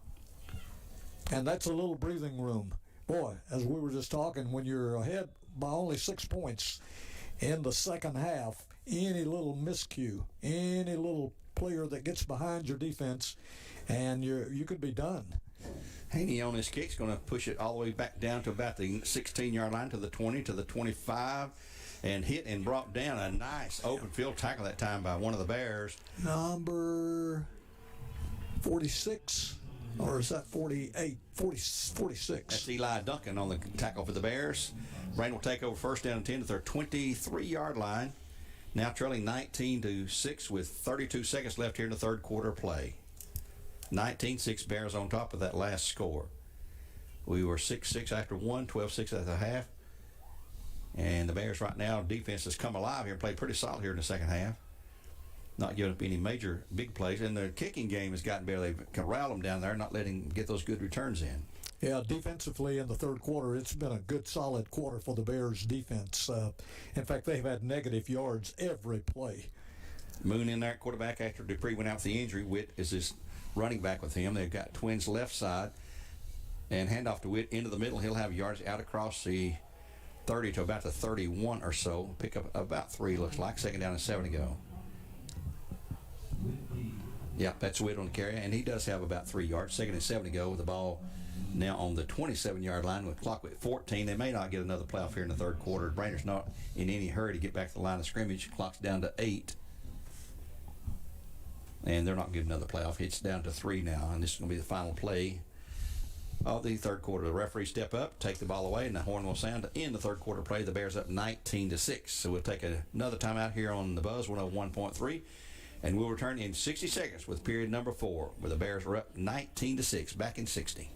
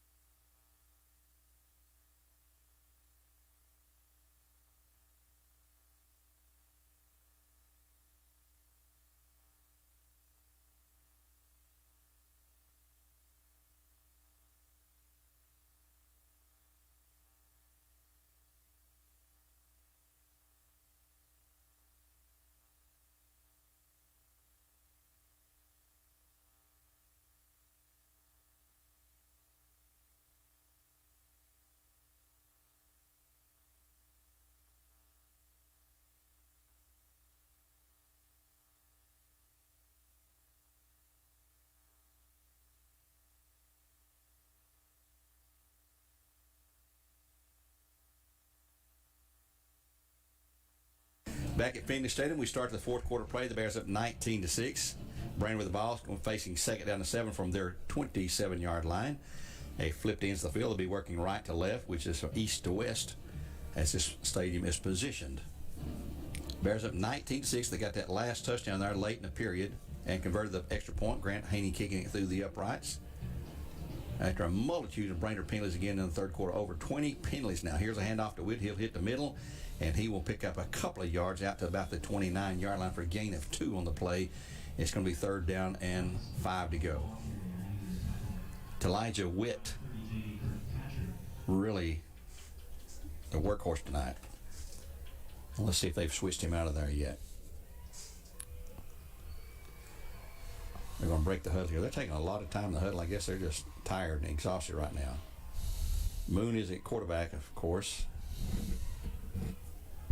They do have a new running back. It's looks like 42 in there now. It's not Witt, who's 41. We'll see when he takes off with the ball here. And there's a pass complete out in the right flat. That's Dupree. He's got yardage, major yardage. So he's okay. He's injured, went out. Back. And Finn Merton finally runs him out. And after a big gain for the Panthers, a first down inside Bear territory to the 48-yard line. Is that a straight run? No, or pass. Yeah, but Witt was receiving.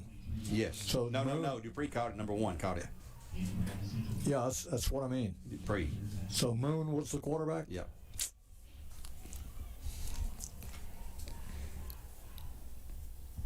And with 11:06 to go, the clock is stopped with the out-of-bounds play there.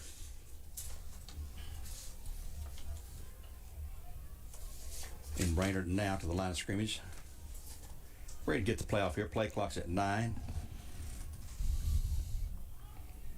And it'll be a handoff. That's Witt again. This time he will carry forward. He'll gain some yards down to about the 45, it looks like. We're going to put him down with a 3-yard gain. Second down and 7 to go.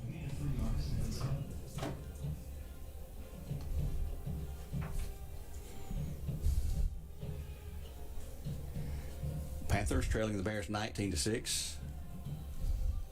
They stay in that same formation. Twins out wide to the right. And Dupree, who took a pretty good lick, come off the field and went back in there. Witt's at No, it is 42, and here is a handoff to the Panthers, and they will lose a yard or so. And that's number 42. We have no number for 42 that I can see on their roster here. Nope. Number 42, not sure who he is, folks. Sorry about that, but the roster we weren't given a roster. We had to go dig one up, and it was not the roster we're typically able to see. We roll under 10 minutes now. 3rd down and 8 to go for the Panthers.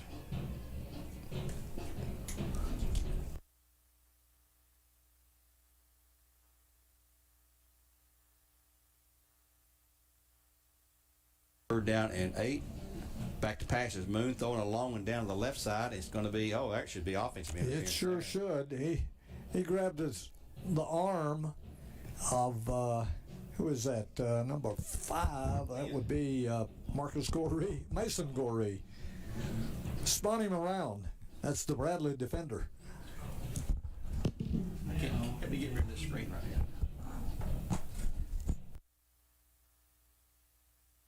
Eight to go for the Panthers. Had a little technical glitch there. Got things off. Thank you, Mr. Shroyer. So 4th down and 8 to go for the Panthers from their Bear 47, 46. 9:33 to go. Clock stopped the incompletion. Brainerd trying to figure a few things out here. Bears leading at 19-6. And I don't think Brainerd's got enough players on the field. It sure doesn't. Yeah, here comes another one. And there's he wasn't set. And there's a flag again before the punt gets away, and it's going to be picked up at the 10, and then recovered at the 8. But I think they'll have to repunt. Yep. They were one player short. He came running on the field. He didn't have time to get set before the play was underway. Illegal shift, they're calling it. So the officials, Johnny on the spot, 3 flags went flying. That was easy to call. Yep. And then the Bears muffed the kick, but to no avail there. It didn't cost them. Inside their own 10. Not a well-played game, Gary. You could just tell when you looked out there that there wasn't enough players. Yeah. Used to see 11, and here he comes running on the field, sure enough, late. And it was an easy call, as you said, for the referees to call that. So that's penalty number 22 against Brainerd tonight. Now here comes 2. Now they're going to put in a whole new team here. They're going to shift it into a punt formation. Now Witt's going to drop back. Taylor Dugan's going to be back there for the Bears. And we may finally get a playoff here at 9:26 to go. Clock is still stopped after the penalty. And we started off 30 minutes early, and we're going to be longer than 7:30 kickoff. So now we're set to go. Witt takes the... Oh, my. Over his head. Well, they stopped the play, though. What's the deal here? They snapped the ball, and it's way over his head, but there's no play going on. Here comes another player on the field for Brainerd. And there's a mark-off, another 5-yard mark-off. And evidently they were a player short that time. They have come up 4 or 5 times that way. 6, 8. They're still just 10. 2, 4, 6, 8. No, it's 11. They have 11 out there now. Okay, we're going to try this again, folks. Standing at his 33. Witt will punt. Taylor Dugan back at his 20 for the Bears. Here's a snap way up high. He does pull it down, gets off a horrible kick.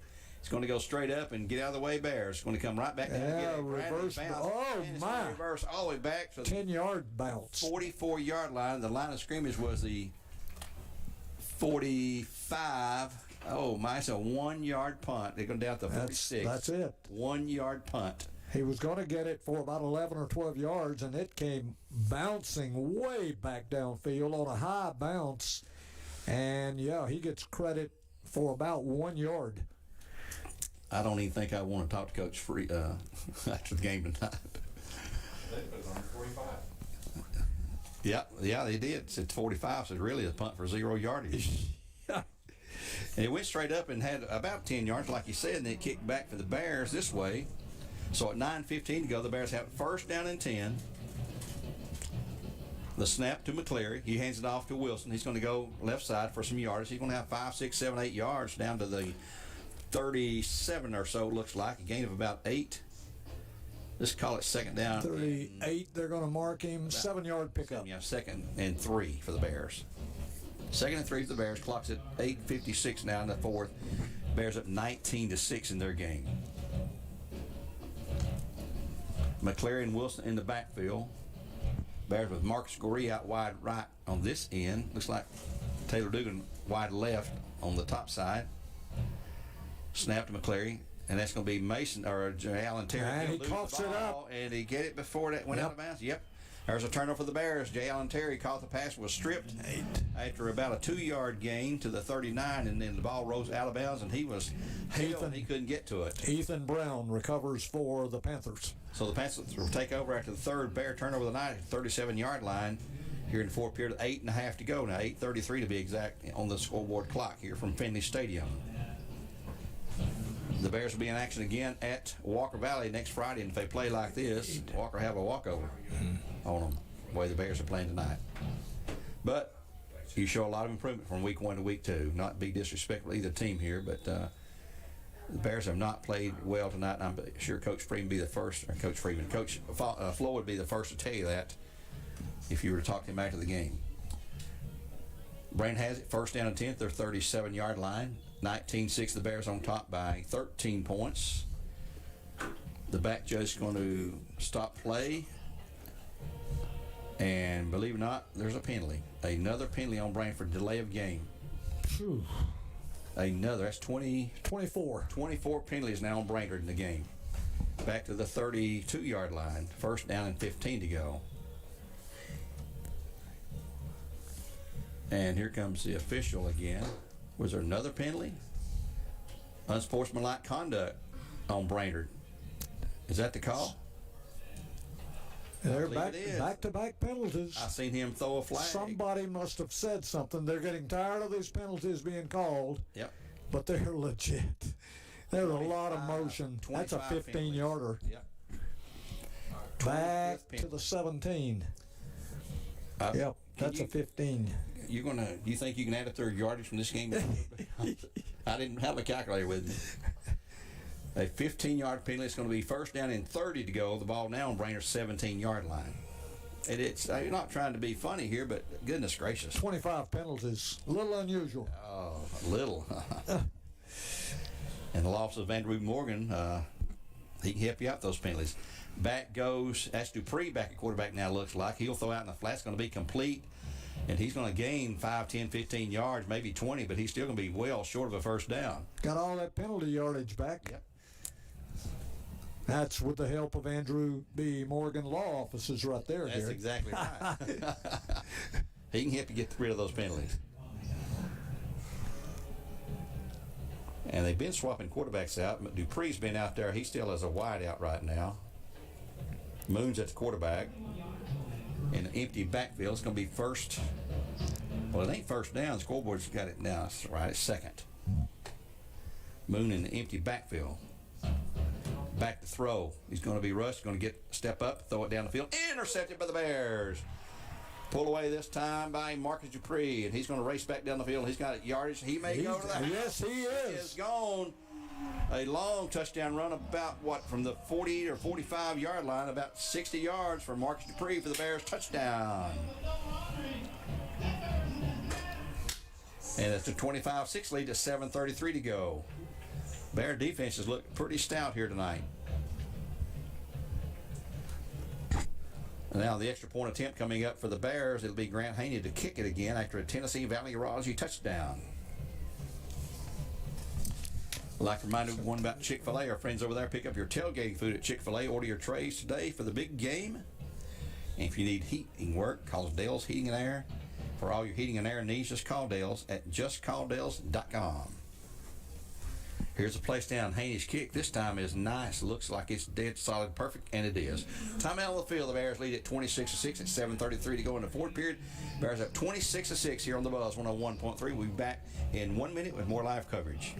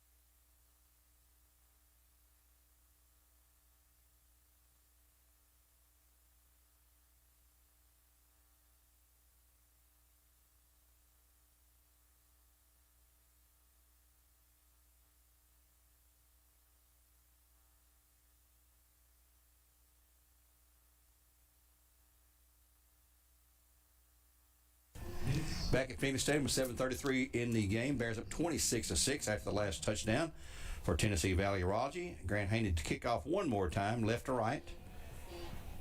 We get close to wrapping things up here in what's been a interesting game, to say the least, unusual. Haney approaches the football. He'll have a kick pretty high. Nice kick down inside the 10 to the 7 to the 10 to the 15 to the 20. Going right to the 25 and up to about the 30 or 32 before he's brought down on the return. I believe that's going to be Dupree again on the carry, number 1.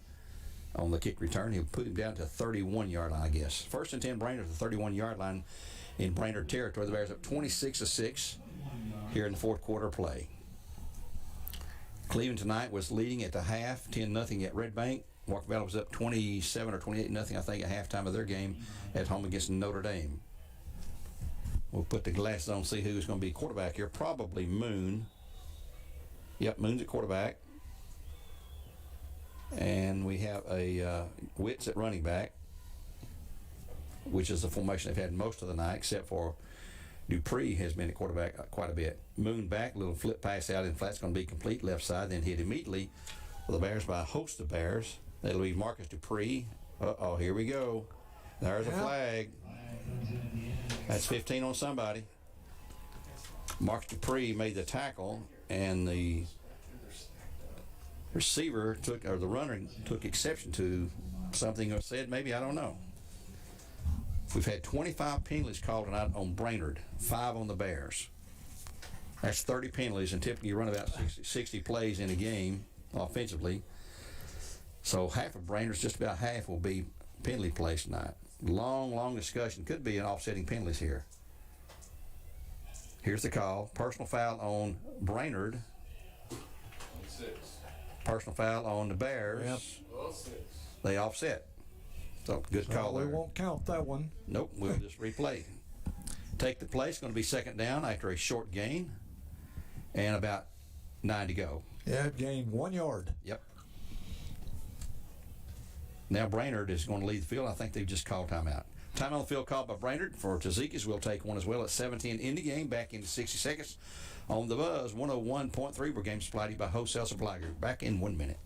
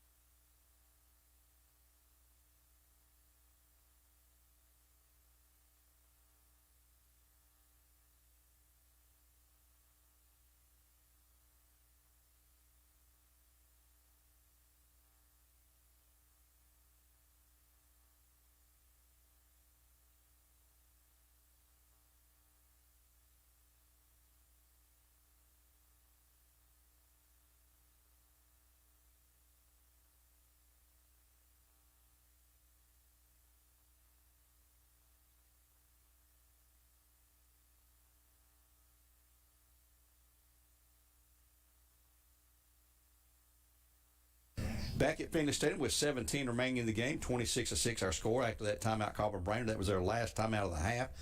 Bears still showing 2 on the scoreboard clock down here. Brainerd will get back on the field, and this is where they ran into trouble with not enough players or too many players and taking too long getting delay pins. But this time it looks like they'll get the snap off. Moon takes the snap, hands it off to Witt into the middle. He'll plunge ahead for about 4 or 5, still fighting, getting about 6 yards maybe out to the 37-yard line from the 31.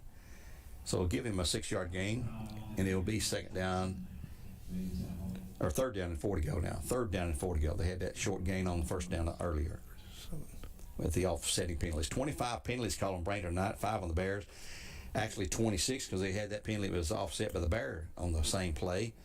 So the Bears have had 6, and Brainerd's had 26. That's 32 penalties. Earl, I've been doing this 30 years, and we've never had that many penalties. No, don't think so. Ever. Nothing close to it. 6:27 to go. Clock is running. Third down and 4.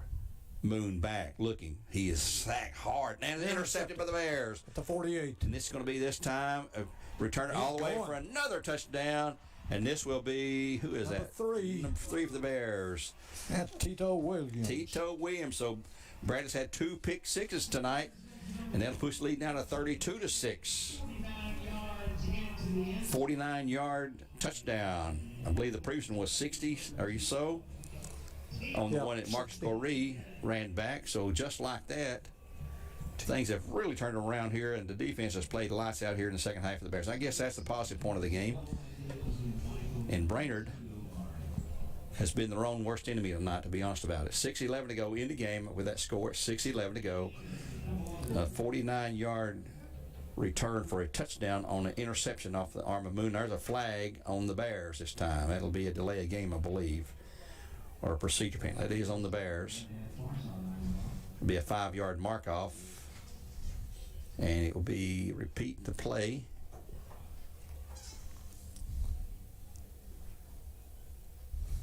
Are they going to mark it off or not? I don't know.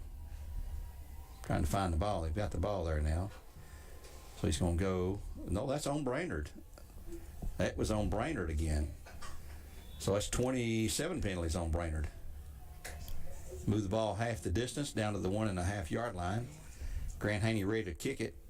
There's the snap. The hole. The kick is up. And it's good again. So timeout on the field. Their score, Bears 33, Panthers 6. And we'll be back in 1 minute with a kickoff here on the Buzz 101.3 after that Tennessee Valley Raleigh touchdown on interception return for the second time here in the fourth quarter. Back in 60 seconds.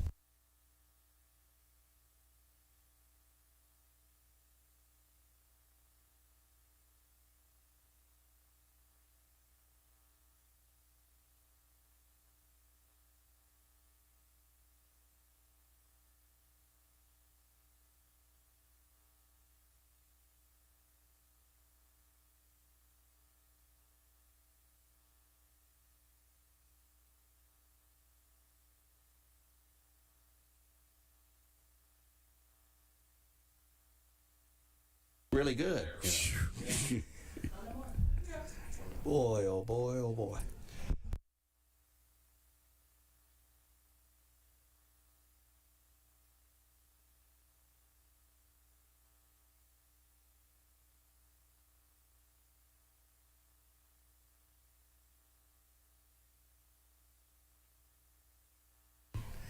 Back at Finley with yet another Bear kickoff, 33-6 our score. The Bears have had back-to-back pick sixes off the arm of Moon for the Panthers. Here comes Grant Haynes' approach to the kick, and he will kick it high. Nice kick, getting some leverage under there now. Back again right to the 8-yard line, to the 10, to the 15, 20, 25, 30, 35, and Alabama's near the 38 or 39-yard line where the Panthers will take over first down and 10 with 6:04 remaining in this game.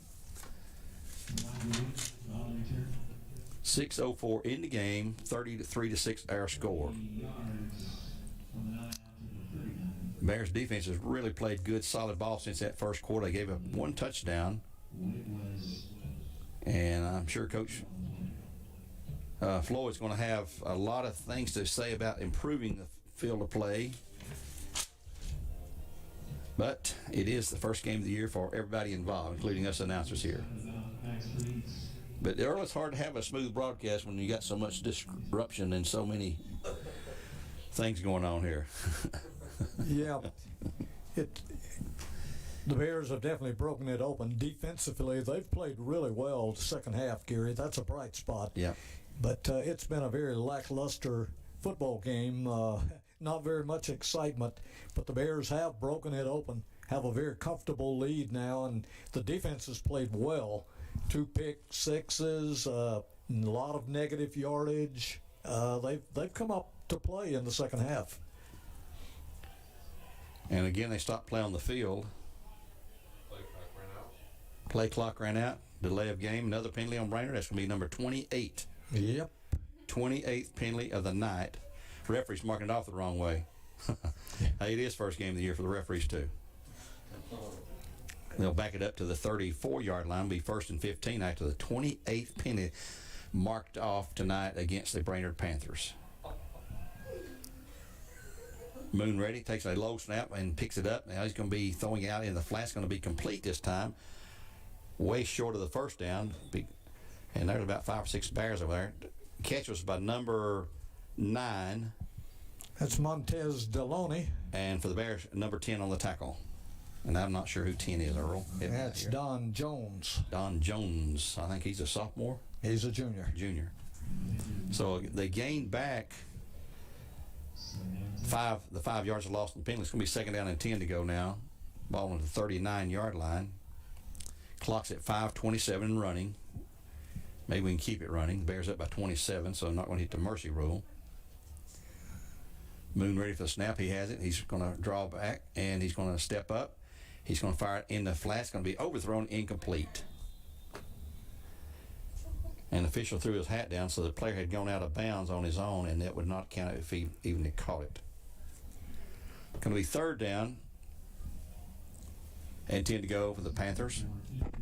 That will stop the clock at 5:13. Bradley, again, will be on the road to Walker Valley next Friday night. 7:30 kickoff next week, folks. 7:30, and I think 7:30 also at Cleveland.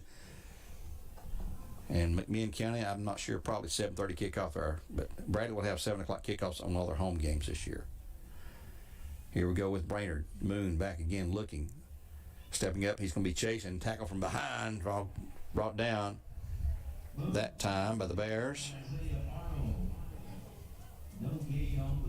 That's going to be number 28, I believe, for the Bears on the tackle. He pulled him down from behind. We'll get you a name for that Bear here in a second. A.J. Williams. And now for Brainerd, back to punt. Will again be Witt. Now they're trying to get, here comes 2 more guys on the field. I only had 9 players out there.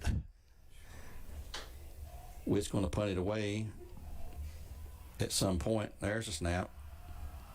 No, that's a different punter, left-footed punter in there, and it's going to be that's going to be a negative yardage. Yep. Negative yardage on that punt there.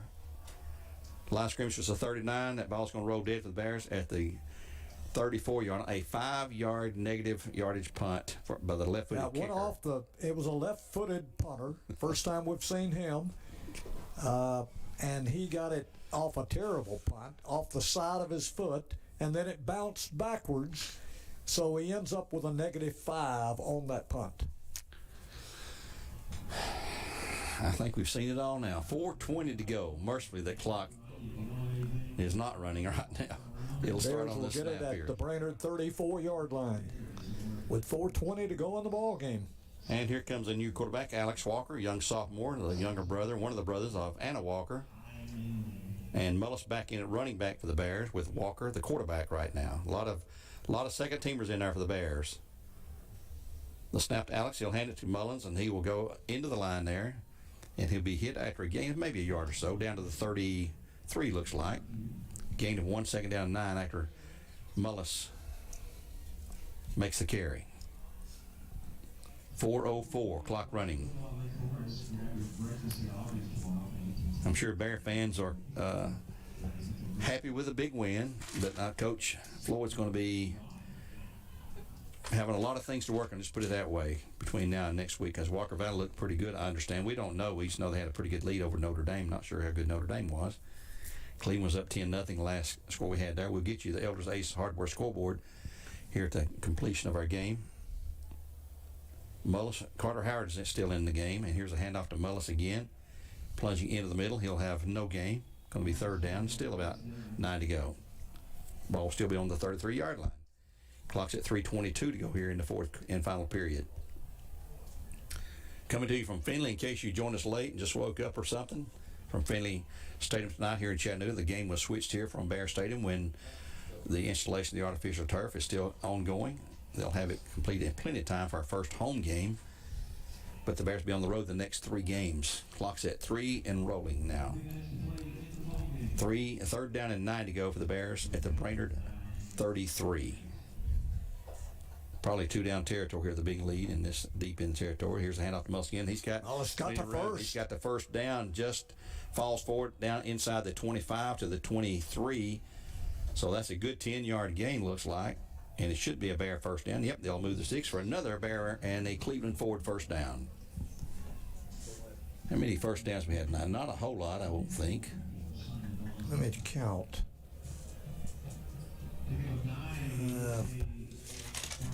That is number 14 for the Bears. Okay, it's more than I thought we'd have. And Brainerd has 4. So on 1st and 10, with 2:20 to go in the game, Brainerd really taking their time now. New player into the game for the Bears, number 40, and that is going to be a player I don't have on my roster. We have a new roster today, and I left him at home, so apologize for number 40 who's in there at that position. Here's a handoff again in the middle to Mullis. 21 for us. That's Taylor. Okay, Taylor. Taylor. He's a freshman. A lot of subs are in right now for the Bears. He will pick up down to the... Well, no gain. Lost it, actually. Yeah. Nearly a yard. Second down and right at 11 to go with 1:42 to go. We're in the final series here for the Bears, looks like. Brainerd trying to get some fresh bodies in there. They don't have a lot of fresh bodies to bring in. 27 players stressed out tonight from Brainerd. Alex Walker shifting his running back, puts him in motion. Here comes an end around maybe, and going to be a loss on that play as Brainerd had that well covered. And for the Bears, that was going to be Mason Goree on the carry that time, on the end around, the jet sweep they call it. 1:07 to go in the game now. Bears up 33-6. You've seen coverage tonight, if you've been watching it, on the BCHS Bear Network, on Facebook, as well as on YouTube. You can go to either one of those for free and watch any of the streaming games. And we will be streaming throughout the year, not every game, but several games this year, all home games for sure, and the road games, which we're allowed to stream. Clock's at 45 on 3rd and 14 for the Bears. A couple of plays will end this game. The snap to Walker, he'll take a knee, and that's not a bad deal at all. Young Alex Walker, good-looking sophomore. He's talked to him just yesterday, and he says, I'm waiting for next year and the year after. He knows he's not going to butt McClary out of the starting position, and we don't want to see any injuries. That'll be the final play of the game, I believe, and that will be the final game. So the final score is going to be the Bears winning this 33-6 to go to 1-0 on the young season. Brainerd will drop their first game and drop to 0-1, of course. And the game played here at Finley Stadium tonight in lieu of a home game for the Bears. 33-6 the final score for the Bears over the Panthers. We'll take a 2-minute timeout and continue with our broadcast on the Jenkins Daily Postgame Show here on the Buzz 101.3 Game Supply Diva Wholesale Supply Group. We'll be back in just 2 minutes. Oh, wow.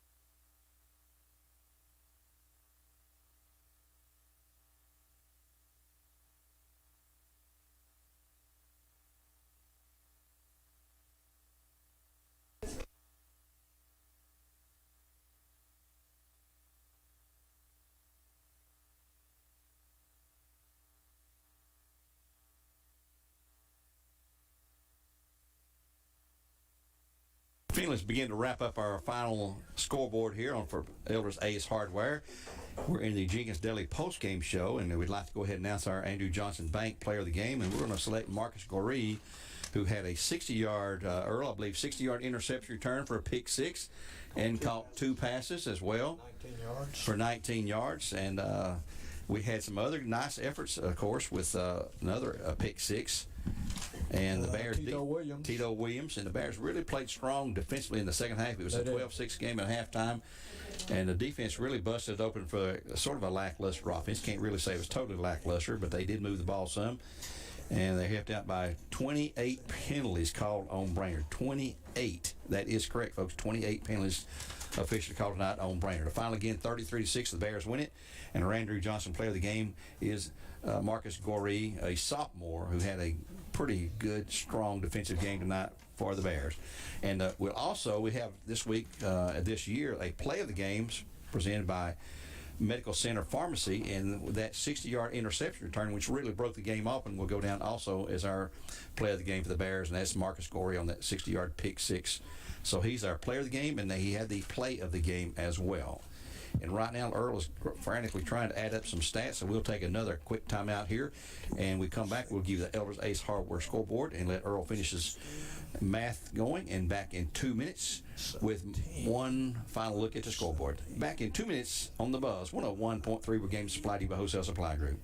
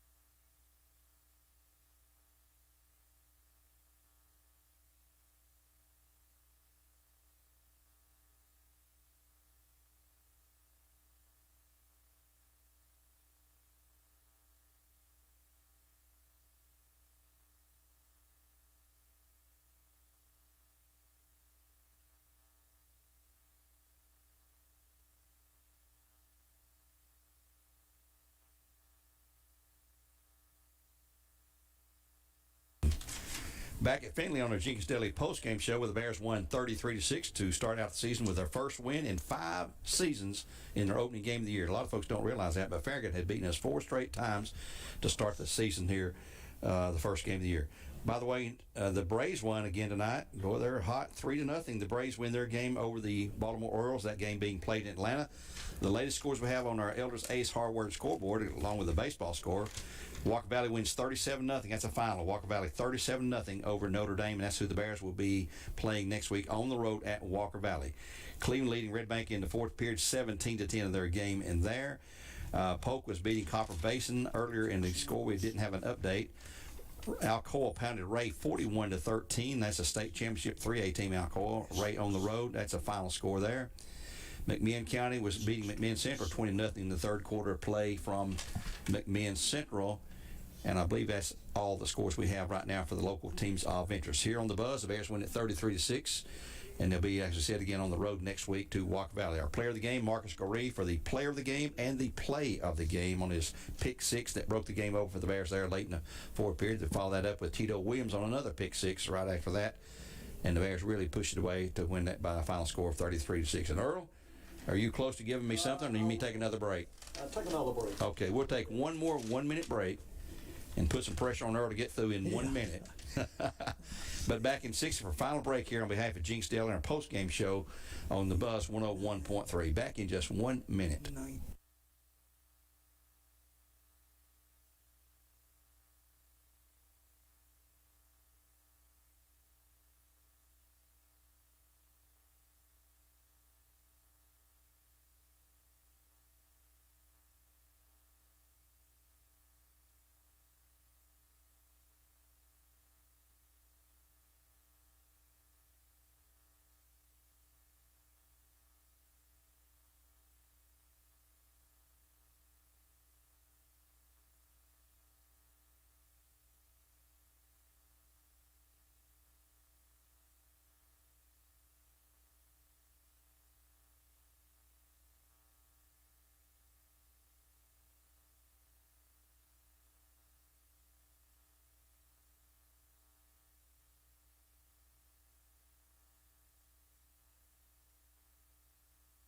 our final wrap up here on the Jenkins Deli Show as we get ready to get out of here. It was a very, very long game. The Bears win it 33-6, and with all the penalties called, I think 5 or 6 on the Bears.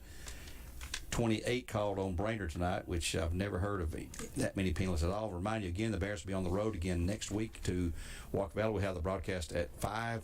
Well, make that 6 o'clock. It'll be at 6 o'clock. So that's a 7:30 kickoff next week from Walker Valley. We'll have it here on the Buzz 101.3 as you'll hear all Bear games this year.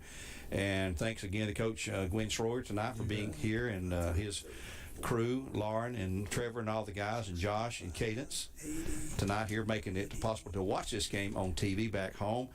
And great crowd. Pretty fun job, too. Yeah. I've heard several compliments. Well, good. And we had a great turnout tonight, a great student body turnout here for the Bears tonight, and the band and everything, and the cheerleaders. Good opening night to be here and have all the fun and get one game under your belt.